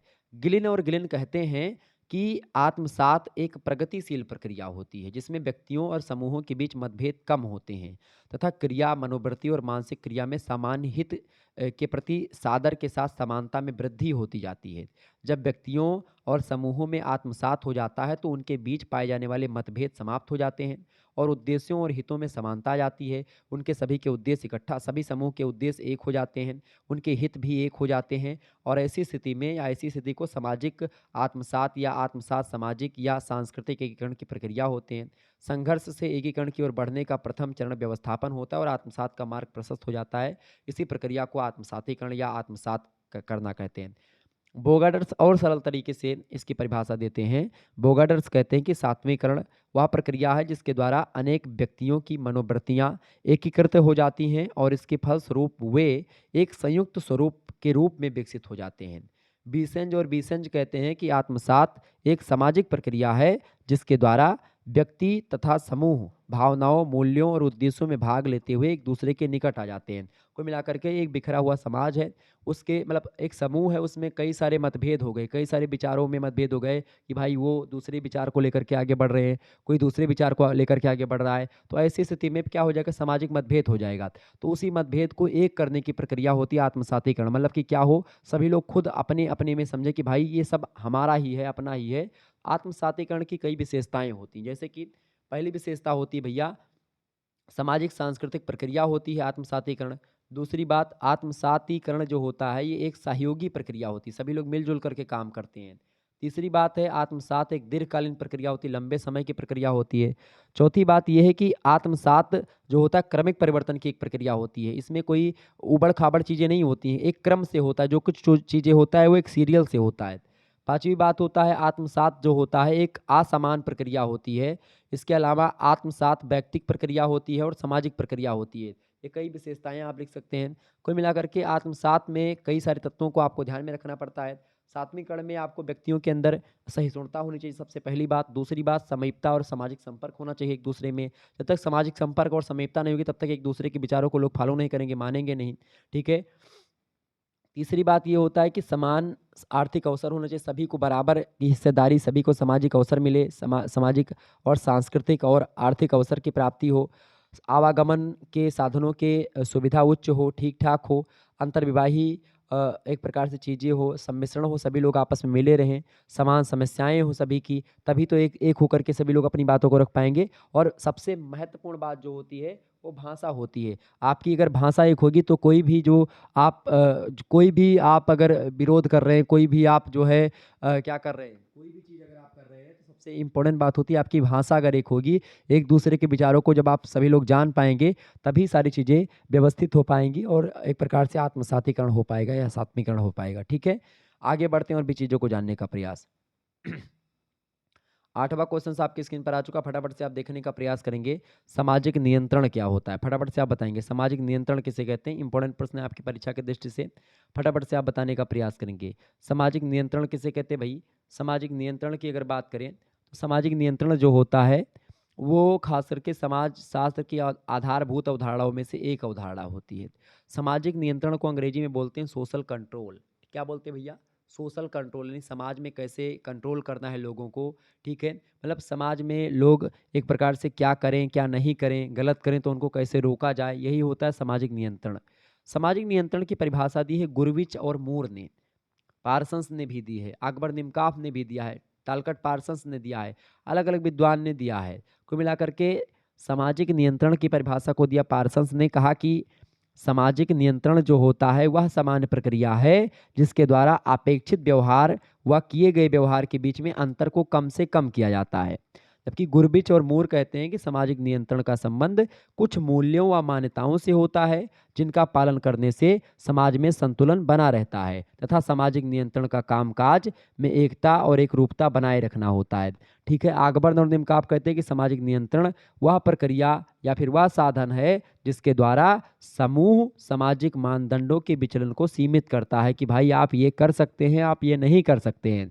आप अगर ये कर रहे हैं तो उसके लिए कैसे रोकने के लिए तैयार किया जाए बच्चों को, ताकि वो सामाजिक मानदंडों के खिलाफ काम ना करें, सामाजिक मूल्यों के खिलाफ काम ना करें। इसके लिए उनको प्रिपेयर करना, उनको ऐसी अच्छा, सामाजिक नियंत्रण का जो सबसे पहला तरीका होता है वो होता है परिवार। परिवार ये ही बच्चों को सिखाता है कि भैया समाज में चोरी ना करे चाहिए, या कहूँ चोरी ना करे चाहिए, चोरी करब गलत बात है। ठीक है, डाका न डायरेक्ट चाहिए, केहू का मारक न चाहिए। ठीक है, ये सबके सिखावत है, परिवार में तो सिखावा जाता है कि हाँ करंट ना छुयो बिजली लाग जे, मतलब बिजली ना छुयो करंट मार दे। ऐसे आप सीखते हैं ना, बच्चों को बताते हैं कि बेटा ये मत करो, ये नहीं करना चाहिए, बेटा ये करो, ये अच्छी बात है, ये करना चाहिए। तो ये बात क्या है, यही होता है सामाजिक नियंत्रण, बच्चों को एक प्रकार से सिखाना कि जो सामाजिक मानदंड है उनके खिलाफ कार्य वो ना करें, सामाजिक जो रीतियां हैं, सामाजिक जो परंपराएं हैं उनके खिलाफ वो ना जाएं जिससे दूसरे की हानि हो। तो सामाजिक नियंत्रण समाज में एक रूपता स्थापित करने का एक महत्वपूर्ण साधन होता है, एक इंपॉर्टेंट फैक्टर होता है, एक इंपॉर्टेंट साधन होता है। निश्चित तौर पर आपके समझ में आ गया होगा सामाजिक नियंत्रण। सामाजिक नियंत्रण पूछे, सामाजिक प्रतिबंध पूछे, बात एक ही होता है, ठीक है, ये बात ध्यान रखेंगे। तो ये होता है भैया सामाजिक नियंत्रण। समझ में आ गई चीज़ें? सामाजिक नियंत्रण के बारे में हमने आपको बता दिया। आगे बढ़ते हैं और भी चीज़ों को जानने का प्रयास करते हैं। अगला प्रश्न आपकी स्क्रीन पर आ चुका है, 9वां नंबर आप प्रश्न देखिएगा, सामाजिक स्तरीकरण क्या होता है? फटाफट से आप देखिएगा, इंपॉर्टेंट प्रश्न है आपके परीक्षा के दृष्टि से, ठीक है? सॉरी, चलिए एक बार फटाफट से आप लोग सेशन को, जितने भी लोग देख रहे हैं, नए-नए हमारे जो जितने भी भाई बंधु आए हैं, सभी लोग चैनल को सब्सक्राइब और लाइक कर दीजिएगा। इसी प्रकार से आपको विधिवत तरीके से हर एक पॉइंट को समझाने का प्रयास किया जाएगा। आने वाले समय में आपको बता दूं कि एक महासंग्राम वीडियो आएगी, उसमें हर एक टॉपिक से रिलेटेड जो चीज़ें होंगी, उसकी परिभाषा और उसकी विशेषताओं को लेकर के हर एक-एक वीडियो हो, मतलब एक ही वीडियो होगी, 2 या 3 घंटे की होगी और उसी 2 या 3 घंटों की वीडियो में पूरी मैराथन क्लास में आपका सोशियोलॉजी का जो होगा या पॉलिटिकल साइंस का जो चीज़ें होंगी वो सबको एक ही वीडियो में मैं समझाने का प्रयास करूँगा। तो महासंग्राम वीडियो या मैराथन क्लास जो होती है हमारी, वो आने वाली है, जल्दी आ जाएगी, तो उसको लेकर के आप तैयार रहिएगा। उसमें इन सभी पर चर्चा कर जाएगा और आपके समक्ष यहाँ पर तो मैं वैसे बता रहा हूँ, आपको समझा रहा हूँ, लेकिन जब महासंग्राम वीडियो लाऊँगा तो उसमें आपको लिखा हुआ मिलेगा कि भाई सामाजिक नियंत्रण क्या है, उसकी परिभाषा भी लिखी मिलेगी, उसकी विशेषताएँ भी आपको लिखी हुई मिलेंगी। तो वो तैयार हो रहा है, जल्दी तैयार हो जाएगा, वैसे आपके समक्ष आ जाएगा, ठीक है? चलिए, 9वां प्रश्न क्या है? सामाजिक स्तरीकरण किसे कहते हैं? सामाजिक स्तरीकरण की अगर बात की जाए तो सामाजिक स्तरीकरण क्या होता है? समाज का उच्चता और निम्नता पर आधारित क्षैतिज श्रेणियों में विभाजन होता है सामाजिक स्तरीकरण। या फिर एक प्रकार सामाजिक स्तरीकरण क्या होता है? समाज का बहुत कुछ अस्थायी समूहों और श्रेणियों में उच्चता और निम्नता के बोध से परस्पर आबद्ध होते हैं, विभाजन होता है, बंटवारा होता है, वही सामाजिक स्तरीकरण होता है। सामाजिक स्तरीकरण का सीधा सा मतलब होता है, समाज में अलग-अलग जाति के लोग होते हैं, अलग-अलग संस्था, अलग-अलग जो है आर्थिक लोग होते हैं, मतलब कि जिसके पास बहुत पैसा है, ठीक है? वो उच्च श्रेणी का होता है, जिसके पास कम पैसा वो थोड़ा निम्न श्रेणी में होगा। सामाजिक स्तरीकरण का सीधा-सा मतलब होता है, अगर मैं एक शब्दों में आपको समझाऊँ, उच्चता से निम्नता के क्रम में या निम्नता से उच्चता के क्रम में लोगों को बाँटना। जैसे किसी व्यक्ति की स्थिति जो होती है समाज में ऊँची होती है एक स्तर, जैसे मान लेते हैं एक राजा हो गया, फिर मंत्री उससे नीचे हो गया, मंत्री से नीचे फिर एक प्रकार से सेनापति मान लेते हैं, उससे नीचे सैनिक कोई हो गया, फिर उससे नीचे एक प्रकार से जो दरबान होते हैं वो हो गए। तो एक प्रकार से एक स्तर फिक्स होगा कि भाई राजा बड़ा है, फिर मंत्री है, फिर ये है, फिर ये है, फिर ये है। तो एक प्रकार से एक स्तर फिक्स हो जाना, उच्चता से निम्नता और निम्नता से उच्चता की ओर। मतलब कि ये हो गया कि भाई समाज में एक स्तर है कि भाई जो इस गद्दी पर बैठेगा वो बड़ा होगा, जो इस गद्दी पर बैठेगा वो छोटा होगा। इस प्रकार से एक स्तर फिक्स होता है समाज में, उसी को बोलते हैं सामाजिक स्तरीकरण, ठीक है? ये बात ध्यान रखेंगे। सामाजिक स्तरीकरण की परिभाषा को देते हुए एक विद्वान है, उनका नाम है भैया पी गिस्बर्ट। पी जिस्बर्ट महोदय कहते हैं, जिस्बर्ट महोदय, पी जिस्बर्ट महोदय कहते हैं कि सामाजिक स्तरीकरण मतलब सामाजिक स्तरीकरण समान का मतलब उसका सामाजिक स्तरीकरण का अर्थ होता है उन अस्थायी समूहों से या उन श्रेणियों में एक प्रकार से समान विभाजन जो उच्चता और अधिकता मतलब उच्चता और निम्नता या उच्चता और अधिकता संबंधों से मतलब उच्चता और निम्नता से संबंधित होते हैं। क्लियर? पीटरिम सोरोकिन कहते हैं कि सामाजिक स्तरीकरण का तात्पर्य एक जनसंख्या विशेष को एक दूसरे के ऊपर और ऊंच नीच स्तरणात्मक वर्गों में विभेदीकरण होता है, बांटना होता है। कुल मिलाकर के सामाजिक स्तरीकरण उच्चता और निम्नता में समाज का एक विभाजन होता है। टालकाट पार्सन्स कहते हैं कि सामाजिक स्तरीकरण का अर्थ किसी सामाजिक व्यवस्था में व्यक्तियों का ऊंचे और नीचे में क्रम विन्यास में विभाजन करना होता है, ठीक है? और पार्सन्स ने सामाजिक स्तरीकरण के लिए परिस्थितियों के क्रम विन्यास को महत्वपूर्ण माना और पार्सन्स ने सामाजिक स्तरीकरण के 5 कारकों का उल्लेख किया। कहा कि ये 5 फैक्टर होते हैं जो कि एक प्रकार से किसी व्यक्ति को ऊंचा और किसी व्यक्ति को नीचा साबित करते हैं। पहली बात तो नातेदारी समूह की सदस्यता, दूसरी बात व्यक्तिगत विशेषताएं या गुण। अगर किसी व्यक्ति की नातेदारी समूह है, बहुत ज़्यादा नात बात उसके धनी है या उसका परिवार बहुत ज़्यादा उच्च है, तो एक प्रकार से वो उच्च पद पर होगा या उसकी व्यवस्था अगर वो निम्न पद का है, मतलब कि उसकी नातेदारी समूह कम है या वो कम पैसा कमाने वाला है, उसका परिवार पिछड़ा एरिया से बिलोंग करता है, तो वो थोड़ा सा निम्न कैटेगरी में आएगा, उसको निम्न स्तर मिलता है समाज में, ठीक है? दूसरी बात व्यक्तिगत विशेषताएं, अगर आपके पास टैलेंट है, गुण है, तो उसके अकॉर्डिंग आपको स्तर मिलेगा। तीसरी बात आपको स्तर समाज में अच्छा मिलेगा अर्जित उपलब्धियों के द्वारा। अगर आप टैलेंट हैं, आपने क्या-क्या चीज़ें अर्जित करी हैं, आप कितना पैसा कमाए हैं, क्या-क्या चीज़ें, तो उसके हिसाब से आपको समाज आपको वैल्यू देता है, आपको समाज में एक प्रकार से मान्यता मिलती है। इसके अलावा चौथी बात सत्ता। किसी किसी के बाद क्या होती कि भाई किसी के पास सत्ता होती है, प्रधान हो गए। अब प्रधान चाहे पढ़े लिखे हैं आपके गांव के, चाहे नहीं पढ़े लिखे हैं, लेकिन कब क्या होता है, दुर्गा पूजा भी चल रही तो गांव के प्रधान ही पट्टी खोलने आते होंगे, या जो गांव के जिला पंचायत या कुछ भी जो होते होंगे इधर उधर के, चाहे वो एक अक्षर पढ़े लिखे ना हो, चाहे भक्ति वो करते हो चाहे ना करते हो, सूर्य भगवान का एक लोटा जल चढ़ाएं चाहे ना चढ़ाएं, लेकिन वह पट्टी खोले माता जी के आवत है। तो ये का हुए सत्ता हुए, तो सत्ता जिसके पास होती है उसका भी स्तर ऊंचा होता है। क्लियर, ये बात ध्यान रखेंगे। उसको लोग नमस्ते करते हैं, सलाम ठोकते हैं, तो वो होता है सत्ता। इसके अलावा पांचवी बात होती है शक्ति। शक्ति मतलब जिसके पास पावर है, बहुत बलशाली है, चाहे वो धन की पावर हो, आर्थिक पावर हो, सामाजिक पावर हो, किसी भी प्रकार की किसी भी व्यक्ति के पास अगर पावर होती है तो पावर होगी तो उच्च स्तर होगा, पावर कम होगी तो निम्न स्तर होगा। ये 5 स्तर होते हैं किसी भी एक प्रकार से समाज में स्तर को फिक्स करने के लिए, समाज में एक प्रकार से चीज़ों को मैनेज करने के लिए। क्लियर। सामाजिक स्तरीकरण की कई विशेषताएं होती हैं। पहली विशेषता होती है सामाजिक स्तरीकरण की प्रकृति जो होती है वो सोशल होती है। नेचर जो होता है सोशल, यानी सामाजिक प्रकृति की होती है सामाजिक स्तरीकरण की प्रक्रिया। दूसरी बात, सामाजिक स्तरीकरण जो होता है पुरातन है, बहुत लंबे समय से प्राचीन काल से ही चला आ रहा है। ठीक है। तीसरी बात, सामाजिक स्तरीकरण प्रत्येक समाज की विशेषताएं हैं। ठीक है। चौथी बात, सामाजिक स्तरीकरण के जो है खास करके इसमें जो होती हैं वो भिन्नताएं भी निहित होती सामाजिक स्तरीकरण में। क्लियर। इसके अलावा सामाजिक स्तरीकरण के सामाजिक परिणाम भी होते हैं, तो सामाजिक स्तरीकरण के परिणाम भी निकलते हैं। जिस हिसाब से इसका स्तर होगा उसी हिसाब से उसका परिणाम निकलेगा। सामाजिक स्तरीकरण के स्वरूप की अगर बात की तो मुख्य रूप से 4 स्वरूप है। पहली बात, जाति व्यवस्था। एक प्रकार जाति व्यवस्था, ब्राह्मण जो है उच्च हैं, फिर क्षत्रिय, फिर वैश्य, फिर शूद्र, तो ये हो गया जाति व्यवस्था को लेकर के। दूसरी होती वर्ग व्यवस्था, जिसके पूंजीपति वर्ग और एक प्रकार से एक सर्वहारा वर्ग, इसके पास पैसा ज़्यादा है तो वो ऊंचा होगा, और जो जिसके पास पैसा कम है वो नीचे हो जाएगा। दास प्रथा तीसरी बात, जिसमें क्या होता है कि एक मालिक होता है और एक दास होता है। मालिक ऊंचे पद पर होगा और दास नीचे पद पर होगा। चौथी होती जागीरें। ठीक है, जिसके पास जागीर ज़्यादा होगी, खेत पास ज़्यादा होगा, वो उच्च स्तर पर होगा। जिसके पास खेत कम होगा या जागीर कम होगी, संपत्ति कम होगी, वो नीचे स्तर पर होगा। तो इस प्रकार से सामाजिक स्तरीकरण के कई सारी चीज़ें जो बताई गई हैं।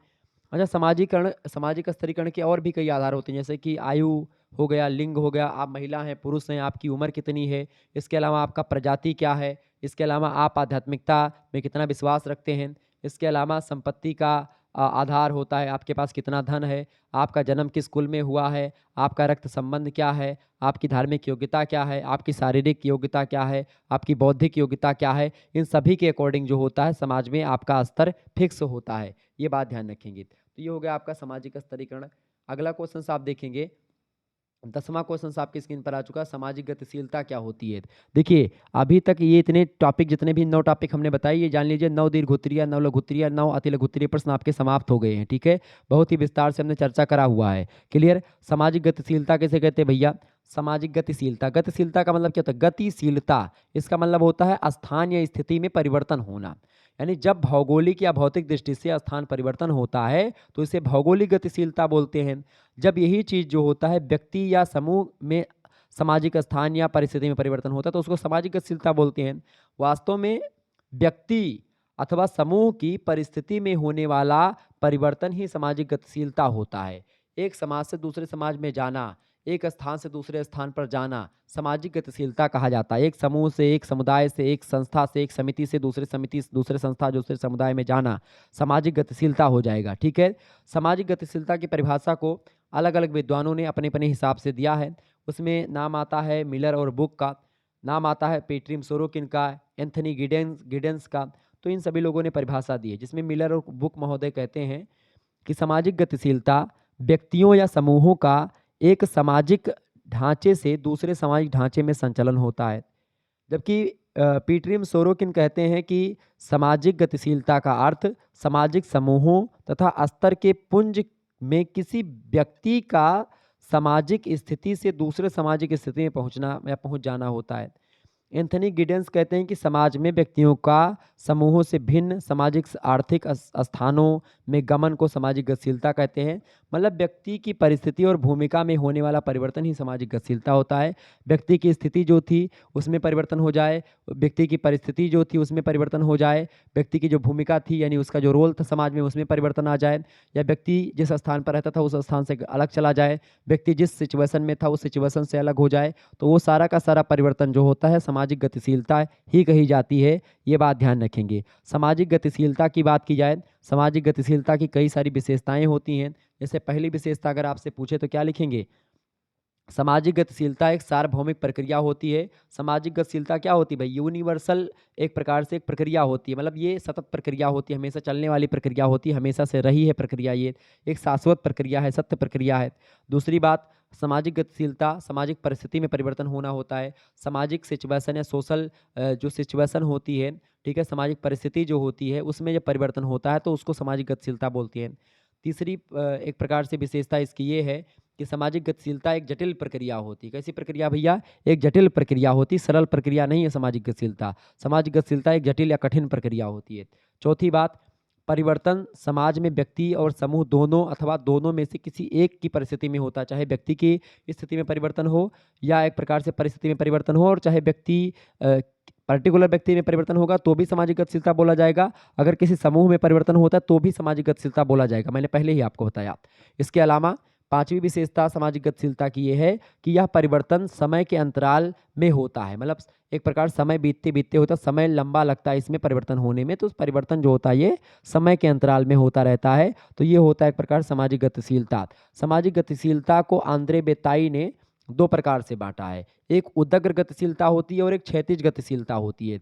उदग्र गतिशीलता को पेट्रिम सोरोकिन कहते हैं कि एक सामाजिक स्तर से दूसरे में परिवर्तन होने वाले संबंधों से एक प्रकार से तात्पर्य होता है उदग्र गतिशीलता से, मतलब कि जब एक व्यक्ति अपनी वर्तमान सामाजिक स्थिति से ऊंची या नीची स्थिति में चला जाए तो उसको उदग्र गतिशीलता बोलते हैं, ठीक है, ये बात ध्यान रखेंगे। अगर वो उच्च स्थिति में जाता है तो उसको बोलेंगे एक प्रकार से अवरोही, मतलब उच्च स्थिति से निम्न स्थिति में जाएगा तो उसको बोलेंगे अवरोही गतिशीलता, और जब वो व्यक्ति नीची स्थिति से ऊंची स्थिति में जाएगा उसको बोलेंगे आरोही गतिशीलता, ठीक है, ये बात ध्यान रखेंगे। जैसे कोई व्यक्ति अगर क्लर्क से सुपरिंटेंडेंट बन जाता है, बाबू से सुपरिंटेंडेंट बन जाता है, अधीक्षक बन जाता है, तो उसको बोलेंगे आरोही गतिशीलता, उदग्र गतिशीलता का एक प्रकार है। और अवरोही गतिशीलता का मतलब क्या होगा? जब कोई व्यक्ति क्या हो जाए, जो है धनी से निर्धन हो जाए या उसकी स्थिति उच्च हो और निम्न हो जाए तो वो होती मतलब अवरोही गतिशीलता। दूसरी होती क्षैतिज गतिशीलता। क्षैतिज गतिशीलता में क्या होता है? ये समतल गतिशीलता इसको कहते हैं, क्षैतिज गतिशीलता को। समाज में लोगों का विभाजन केवल ऊंची ऊंची नीची स्थितियों वाले समूहों से नहीं होता है। कुछ समूह समान स्थिति में होते हैं और कुछ ऊंची नीची स्थिति में वकीलों का वर्ग या प्रोफेसर का या डॉक्टर के वर्ग और समान सामाजिक सम्मान प्राप्त करने वाले एक पद में चले जाते हैं, उसको क्षैतिज गतिशीलता बोलते हैं। जैसे कि समान वेतन या आय या सामाजिक सम्मान प्राप्त करने वाले एक पद से चले जाना क्षैतिज गतिशीलता होता है। जैसे मान लेते हैं कि जैसे आप वकील थे, आप प्रोफेसर हो जाएं, आप डॉक्टर थे, आप वकील बन जाएं, प्रोफेसर बन जाएं, ठीक है, तो ये सब एक प्रकार से, चूंकि इज्जत वकीलों में भी वकीलों की इज्जत होती है, प्रोफेसर की भी इज्जत होती है, ठीक है, डॉक्टर की भी इज्जत होती है, तो एक प्रकार से इसमें पैसा भी वैसे समान ही लगभग मिलता है, ठीक है, और इसके अलावा इज्जत भी उतनी मिलती है, तो ये होती है क्षैतिज गतिशीलता। क्लियर? इसमें ऊंचा नीचा का कोई क्रम नहीं होता है, ये बात ध्यान रखेंगे।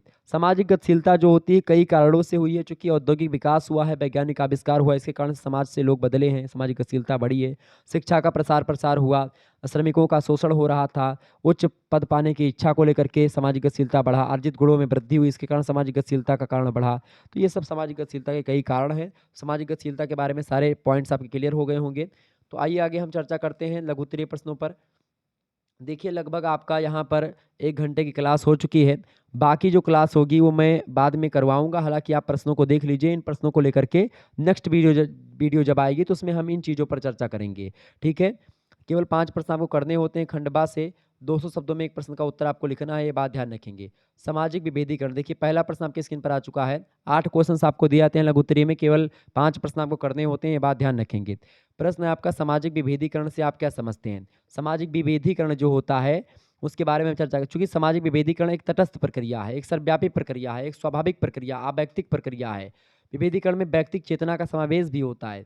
सामाजिक विभेदीकरण का सीधा सा मतलब होता है कि जब समाज में व्यक्तियों तथा समूहों के बीच आयु, लिंग, संपत्ति, धर्म, प्रजाति, शिक्षा, संस्कृति या व्यवसाय के आधार पर अलगाव या विभेद किया जाता है, किंतु इन आधारों पर उनके बीच किसी प्रकार का संस्थागत स्तरीकरण ना होकर के विभाजन की इस प्रक्रिया को सामाजिक विभेदीकरण कहते हैं। कुल मिलाकर के सामाजिक विभेदीकरण मतलब होता है समाज में बंटवारा या स्तरीकरण का ही एक भाग होता है विभेदीकरण। तो इसको भी हम समझेंगे।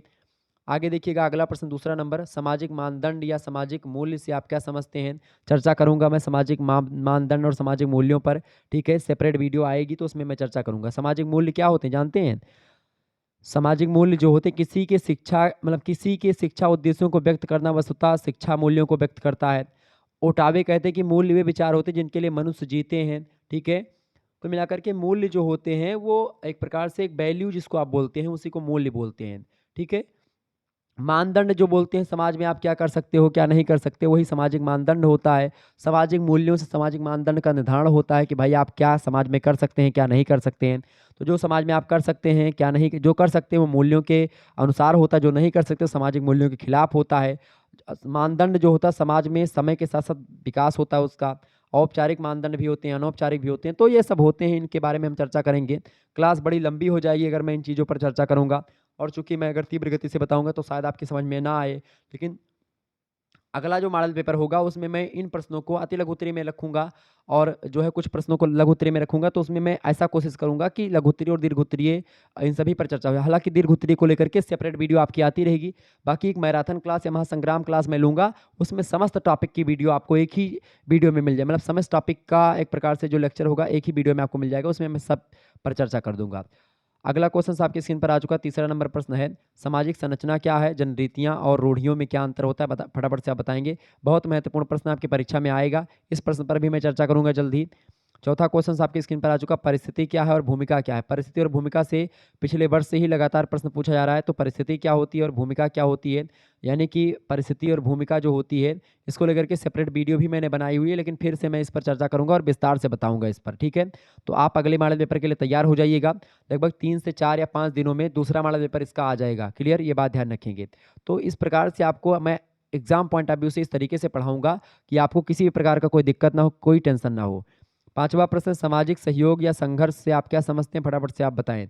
मोस्ट इंपॉर्टेंट प्रश्न, समाज समाज में चूंकि एक तरफ सहयोग भी होता है, जैसे आपके पड़ोसी, आपके यहाँ आटा खत्म हो गया तो आप अपने पड़ोसी के यहाँ पर मांगने चले जाते, तो एक सहयोग होता है। या आप किसी घटना में, आप किसी समस्या में पड़ते तो आपके पड़ोसी आपकी मदद करते हैं, तो होगा सहयोग। लेकिन वहीं पर आपको क्या होता है कि कोई पड़ोसी आपका संघर्ष भी करता है। आपने अगर जो है हीरो होंडा गाड़ी ली है तो वो पल्सर ले आता है, ठीक है? आप पल्सर लेते तो बुलेट ले आता है, आप बुलेट लेते तो चार चक्का खड़िया दिन लायक है। तो ये सब का हुआ, ये सब संघर्ष हुए। या आप जो है आप आपके मित्र में भी आप संघर्ष आप देखते हैं होता है कि आप अगर 100 नंबर लाए तो 120 लाने का प्रयास करता है, इस प्रकार से। तो एक तरफ समाज में सहयोग भी होता है, दूसरी तरफ वहीं पर संघर्ष भी होता है। छठी बात क्या है भाई? छठी बात है सभ्यता और संस्कृति में क्या अंतर है। सभ्यता और संस्कृति, संस्कृति के बारे में मैंने आपको बता ही दिया था। सभ्यता जो होती है उसके बारे में मैं चर्चा कर दूंगा। क्लियर? और दोनों में क्या अंतर होता है इस पर भी मैं विस्तार से वीडियो बनाने वाला हूँ। संस्कृति और सभ्यता में क्या अंतर होता है, एक दिन मैं वीडियो बनाऊंगा जितना भी अंतर होता है खास करके उसको लेकर के। संस्कृति और सभ्यता में अंतर, समुदाय और संस्था में अंतर, समिति और संस्था में अंतर, समिति और समुदाय में अंतर, समाज और समुदाय में अंतर, समाज और समिति में अंतर, सभी चीज़ों में जो अंतर को लेकर के प्रश्न है। अभौतिक संस्कृति और भौतिक संस्कृति में अंतर, विभेदीकरण और स्तरीकरण में अंतर, इन सभी पर मैं चर्चा कर दूंगा, ठीक है? तो इसको लेकर के आप परेशान बिल्कुल भी मत होइएगा, मैं चर्चा करूंगा इन सभी प्रश्नों पर, ठीक है? बिल्कुल भी आपको टेंशन लेने की आवश्यकता नहीं है। अगला क्वेश्चन आप देखेंगे, धर्म से आप क्या समझते हैं, इसकी प्रमुख विशेषताओं का उल्लेख कीजिए। मोस्ट इंपोर्टेंट प्रश्न आपकी परीक्षा में आएगा ये प्रश्न, इस पर भी मैं चर्चा करूंगा। और आठवां क्वेश्चन, समिति और संस्था में क्या अंतर है, इस पर भी मैं चर्चा जल्दी करने वाला हूं, तो टेंशन लेने की कोई आवश्यकता नहीं है।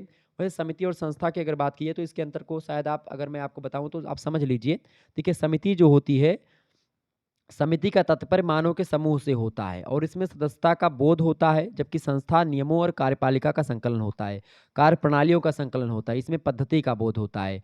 तो एक प्रकार समिति में सदस्यता का बोध होता है, समिति में सदस्य होते हैं, और संस्था में क्या होता है, संस्था में पद्धति का बोध होता है, मेथड का बोध होता है। तो संस्था क्या है, अमूर्त है।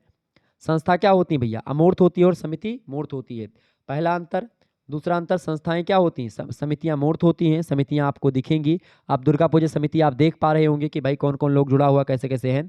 जबकि संस्थाएं अमूर्त होती, संस्थाएं, समितियों के जो नियम कायदे होते कि आरती कई बजे हुई, तो एक पर 9 बजे आरती हुई, ठीक है? इसी प्रकार से मतलब कौन व्यक्ति क्या करेगा, जो क्या काम होगा, क्या मेथड, किस मेथड से समिति मतलब कि दुर्गा पूजा करवाया जाएगा, ये सब संस्थाओं, ये सब संस्थाएं होती, संस्थाएं जो होती कार्य का बोध करती, मेथड का, कार्य प्रणालियों का संकलन होता है, नियमों का संकलन होता है, किस तरीके से हमको काम करना है। तो समितियां व्यक्तियों का समूह होते हैं, और उन व्यक्तियों के समूह के द्वारा जो काम किया जाता है, जो जिस विधि का प्रयोग किया जाता है, वो विधि और वो काम ही संस्था कहलाता है। क्लियर? ये बात ध्यान रखेंगे। तीसरा अंतर ये होता है, समिति का जन्म मनुष्यों के द्वारा होता है, जबकि संस्थाओं का विकास स्वतः हो जाता है, ठीक है? चौथी बात, समिति की प्रकृति अस्थायी होती है, जबकि संस्थाओं की प्रकृति अस्थायी होती है। मतलब समितियाँ जो होती हैं, वो भंग भी हो जाती हैं। समितियाँ जो बनती हैं, अब 9 दिन के लिए समिति बनी है, 9 दिन बाद भंग हो जाएगी, चूँकि निश्चित उद्देश्य होता है समितियों का, ठीक है? ये बात ध्यान रखेंगे। जबकि संस्थाओं की प्रकृति अस्थायी होती है, वो भंग नहीं होती संस्थाएँ, ठीक है? वो अनंत काल से चली आ रही हैं और आगे भविष्य में चलती रहेंगी। पाँचवां अंतर आप ये लिख सकते हैं कि समिति जो होती है पारस्परिक सहयोग पर निर्भर करती है, जबकि संस्था जो होती है मनुष्यों की क्रियाओं पर निर्भर करती है। इसके अलावा छठी बात, समिति पारस्परिक सहयोग पर निर्भर करती है, जबकि संस्था मनुष्यों की क्रियाओं पर निर्भर करती है। प्रत्येक समिति जो होती है नाम से जानी जाती है, जबकि संस्थाओं की पहचान प्रतीक से होती है। संस्थाओं का अपना एक सिंबल होता है, प्रतीक होता है। समितियाँ जो होती हैं नाम से होती है, जैसे कि मान लेते हैं दुर्गा पूजा समिति है, तो दुर्गा पूजा, जैसे हमारे गांव की अगर दुर्गा पूजा समिति की बात की जाए तो न्यू बाल दुर्गा पूजा समिति है, ठीक है? तो इसी प्रकार से अलग अलग कहीं पर अष्टभुजी नवीन दुर्गा पूजा समिति है, कहीं पर अलग अलग समितियों के नाम रखवा लेते हैं लोग। तो समितियां जो होती हैं उनके नाम होते हैं पर्टिकुलर, जबकि संस्थाओं के प्रतीक होते हैं, क्लियर सिंबल होते हैं। ये बात ध्यान रखेंगे। एक प्रश्न और आप ध्यान रखेंगे, हम समितियों के सदस्य होते हैं, संस्थाओं के नहीं। ये बात ध्यान रखेंगे, किसके सदस्य होते हैं? हम समितियों के सदस्य बन सकते हैं, लेकिन संस्थाओं के सदस्य हम नहीं बन सकते हैं। ये बात भी ध्यान रखेंगे। ओके। समिति जो होती है अपने उद्देश्य की पूर्ति के लिए संस्थाओं का निर्माण करती है, जबकि संस्था किसी समिति का निर्माण नहीं करती हैं। समिति का कोई निश्चित ढांचा नहीं होता है, जबकि संस्थाओं का एक निश्चित ढांचा होता है। समितियां प्रगतिशील और परिवर्तन में सहायक होती है, जबकि संस्थाएं यहाँ परिवर्तनशील होती हैं। तो ये सब एक प्रकार समिति और संस्थाओं में अंतर मैंने आपको बता दिया, ठीक है? आगे देखिएगा, दीर्घ उत्तरीय प्रश्न आपके स्क्रीन पर आ चुके हैं। केवल 2 प्रश्न के उत्तर आपको यहाँ से करने हैं। खंड 7 से 4 क्वेश्चंस आपको दिए जाते हैं। एक प्रश्न का उत्तर आपको 500 शब्दों में लिखना होता है। केवल 2 प्रश्न करने होते हैं, 2 प्रश्न आपको छोड़ देने होते हैं। देखिए, पहला प्रश्न आपसे पूछा जा सकता है एग्जाम में कि समाज को परिभाषित कीजिए तथा इसकी प्रमुख विशेषताओं की व्याख्या बताइए। समाज के बारे में आपको बताना है, तो इस पर विस्तार से मैं चर्चा करूंगा समाज के बारे में, ठीक है? कॉन्सेप्ट ऑफ सोसाइटी, इस पर मैं चर्चा करूंगा। समाज क्या होता है? समाज जो होता है स्वयं एक संघ होता है, एक संगठन होता है, एक औपचारिक संबंधों का योग होता है समाज, जिसमें सहयोग देने वाले व्यक्ति जो होते हैं परस्पर संबंधों के द्वारा जुड़े होते हैं। पार्सन्स कहते हैं कि समाज को उन मानव संबंधों की पूर्ण जटिलता के रूप में परिभाषित कर सकते हैं जो साधन साध्य संबंधों के रूप में क्रियाओं के करने से उत्पन्न होते हैं, चाहे वो यथार्थ हो या चाहे प्रतीकात्मक हो। कुल मिलाकर के समाज जो होता है संबंधों की व्यवस्था है। समाज अमूर्त होता है, समाज में सहयोग और संघर्ष दोनों पाए जाते हैं, समाज में समानता और विभिन्नता दोनों व्याप्त होती हैं, समाज का आधार अन्योन्याश्रिता का होता है, समाज केवल मनुष्यों तक ही सीमित नहीं होता है, समाज पशुओं में भी होता है, ठीक है? समाज परिवर्तनशील होता है, समय के साथ साथ समाज परिवर्तित होता है, समाज कई प्रकार के होते हैं। टानेज महोदय 2 प्रकार के समाज की बात करते हैं, एक गेमाइन साइट और साफ्ट और एक गेसल साफ्ट। हर्बर्ट स्पेंसर समाज के 4 प्रकारों की बात करते हैं, एक सरल समाज, एक मिश्रित समाज, एक दोहरे मिश्रित समाज, एक तिहरे मिश्रित समाज। इमाइल दुर्खिम 2 प्रकार के समाज की बात करते हैं, कि आंतरिक समाज, एक स्वाभाविक समाज। बाद में 4 प्रकार के समाजों की बात इमाइल दुर्खिम करते हैं, एक सरल समाज, एक सरल बहुखंडीय समाज, एक सरल मिश्रित बहुखंडीय समाज, एक दोहरे मिश्रित बहुखंडीय समाज। कार्ल मार्क्स समाज को 5 भागों में बांटते हैं, आदिम समाज, एशियाई समाज, प्राचीन समाज, सामंतवादी समाज, पूंजीवादी समाज। तो अलग अलग विद्वानों ने समाज को लेकर के अलग अलग परिभाषा दी है, अलग अलग प्रकार से बताए हैं। कुल मिलाकर के समाज की अगर वीडियो आपको देखनी सेपरेट वीडियो, तो मतलब इस प्रश्न की वीडियो सेपरेट मैंने बोर्ड पर पढ़ाया हुआ है। समाज को लेकर के, समाज से रिलेटेड हर एक पहलू पर चर्चा की गई है, तो आप इस प्रश्न का उत्तर उसमें देख लीजिएगा। दूसरा प्रश्न आपकी स्क्रीन पर आ चुका है, शिक्षा की अवधारणा को स्पष्ट कीजिए, आदिम एवं आधुनिक समाज में शिक्षा व्यवस्था की व्याख्या कीजिए। इस प्रश्न पर मैं चर्चा कर दूंगा, बहुत ही इंपॉर्टेंट प्रश्न है, परीक्षा में आपके पूछा गया प्रश्न है और पूछा भी जा सकता है। अगला क्वेश्चन आप देखेंगे, पर संस्कृति ग्रहण की अवधारणा स्पष्ट करते हुए इसकी समस्या को स्पष्ट कीजिए। मतलब दूसरी संस्कृतियों को कैसे आप ग्रहण करते हैं, तो उनकी समस्याएं, दूसरी संस्कृतियों को ग्रहण करने में क्या समस्याएं आती हैं, उन समस्याओं के बारे में हमको बताना, चर्चा करेंगे इस प्रश्न पर, बहुत महत्वपूर्ण प्रश्न है।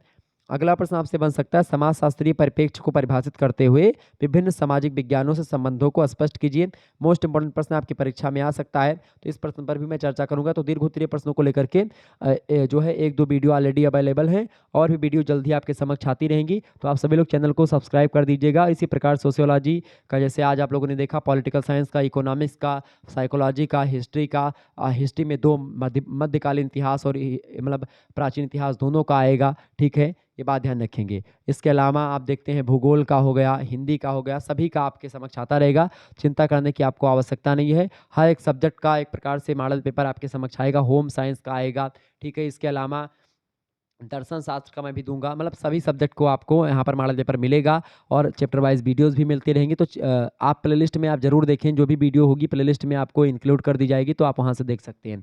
एक बात और, कुछ छात्राएँ जो है पीडीएफ को लेकर के लगातार परेशान थे कि पीडीएफ सर जी बताइए पीडीएफ कैसे मिलेगा? पीडीएफ कैसे मिलेगा? या फिर हमको हिंदी साहित्य का कोर्स लेना है, तो उसको लेकर के जो है मैंने एक कोर्स लॉन्च किया है आप लोगों के कहने पर ख़ास करके।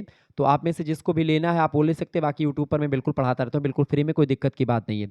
तो आपको जिसको विस्तार से पढ़ना है, हिंदी विस्तार से पढ़ना है, पूरी की पूरी कविताओं की व्याख्या आपको जाननी है, पीडीएफ नोट्स आपको चाहिए, हर एक सब्जेक्ट का पीडीएफ नोट्स उसमें मिलेगा। आप हमसे पर्टिकुलर जुड़ना चाहते हैं, आप वहाँ पर व्हाट्सएप ग्रुप में आपको ऐड कर दिया जाएगा। आप हमसे पर्टिकुलर जुड़ पाएँगे, हमसे आप डायरेक्ट प्रश्न कर पाएँगे, मैं आप उन प्रश्नों के उत्तर आपको देता रहता हूँ। तो अगर आपको ऐसा करना है तो उसके लिए आपको करना क्या होगा, 91 61 93 60 62 ये मेरा व्हाट्सएप नंबर है। इसी पर आपको लोगों को एसएमएस कर देना है, ठीक है? और आपके लिए हिंदी का कोर्स लॉन्च किया गया है।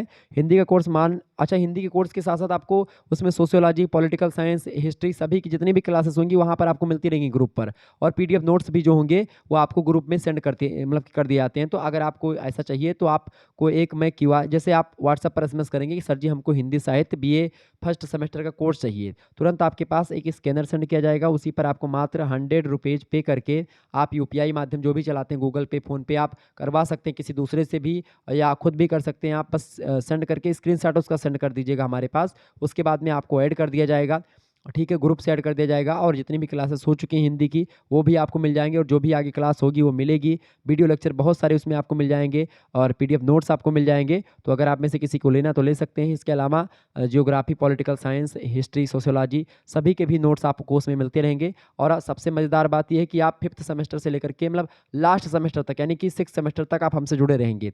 2nd सेमेस्टर, 3rd सेमेस्टर और मतलब जब तक आप बीए कंप्लीट नहीं हो जाए तब तक वो ग्रुप बना रहेगा और उसमें आप जुड़े रहेंगे, तो आपको फ़ायदा मिलता रहेगा। मात्र ₹100 आप लोगों के कहने पर बहुत ही कम प्राइस रखी गई है, तो बिल्कुल चिंता करने की आपको आवश्यकता नहीं, आसानी से आप ले सकते हैं, ठीक है? धन्यवाद। अगर आपको लेना है तो आप 91 61 93 60 62 पर अभी एसएमएस करें, ठीक है? तो ये क्लियर होगी बातें। चलिए फिर मिलते हैं हम नेक्स्ट वीडियो में, तब तक के लिए जय हिंद, जय भारत। आप सभी का बहुत-बहुत धन्यवाद। हमारे से जुड़ने के लिए इसी प्रकार से अपना प्यार हमेशा बनाए रखिएगा। Good night, I love you. बहुत-बहुत धन्यवाद।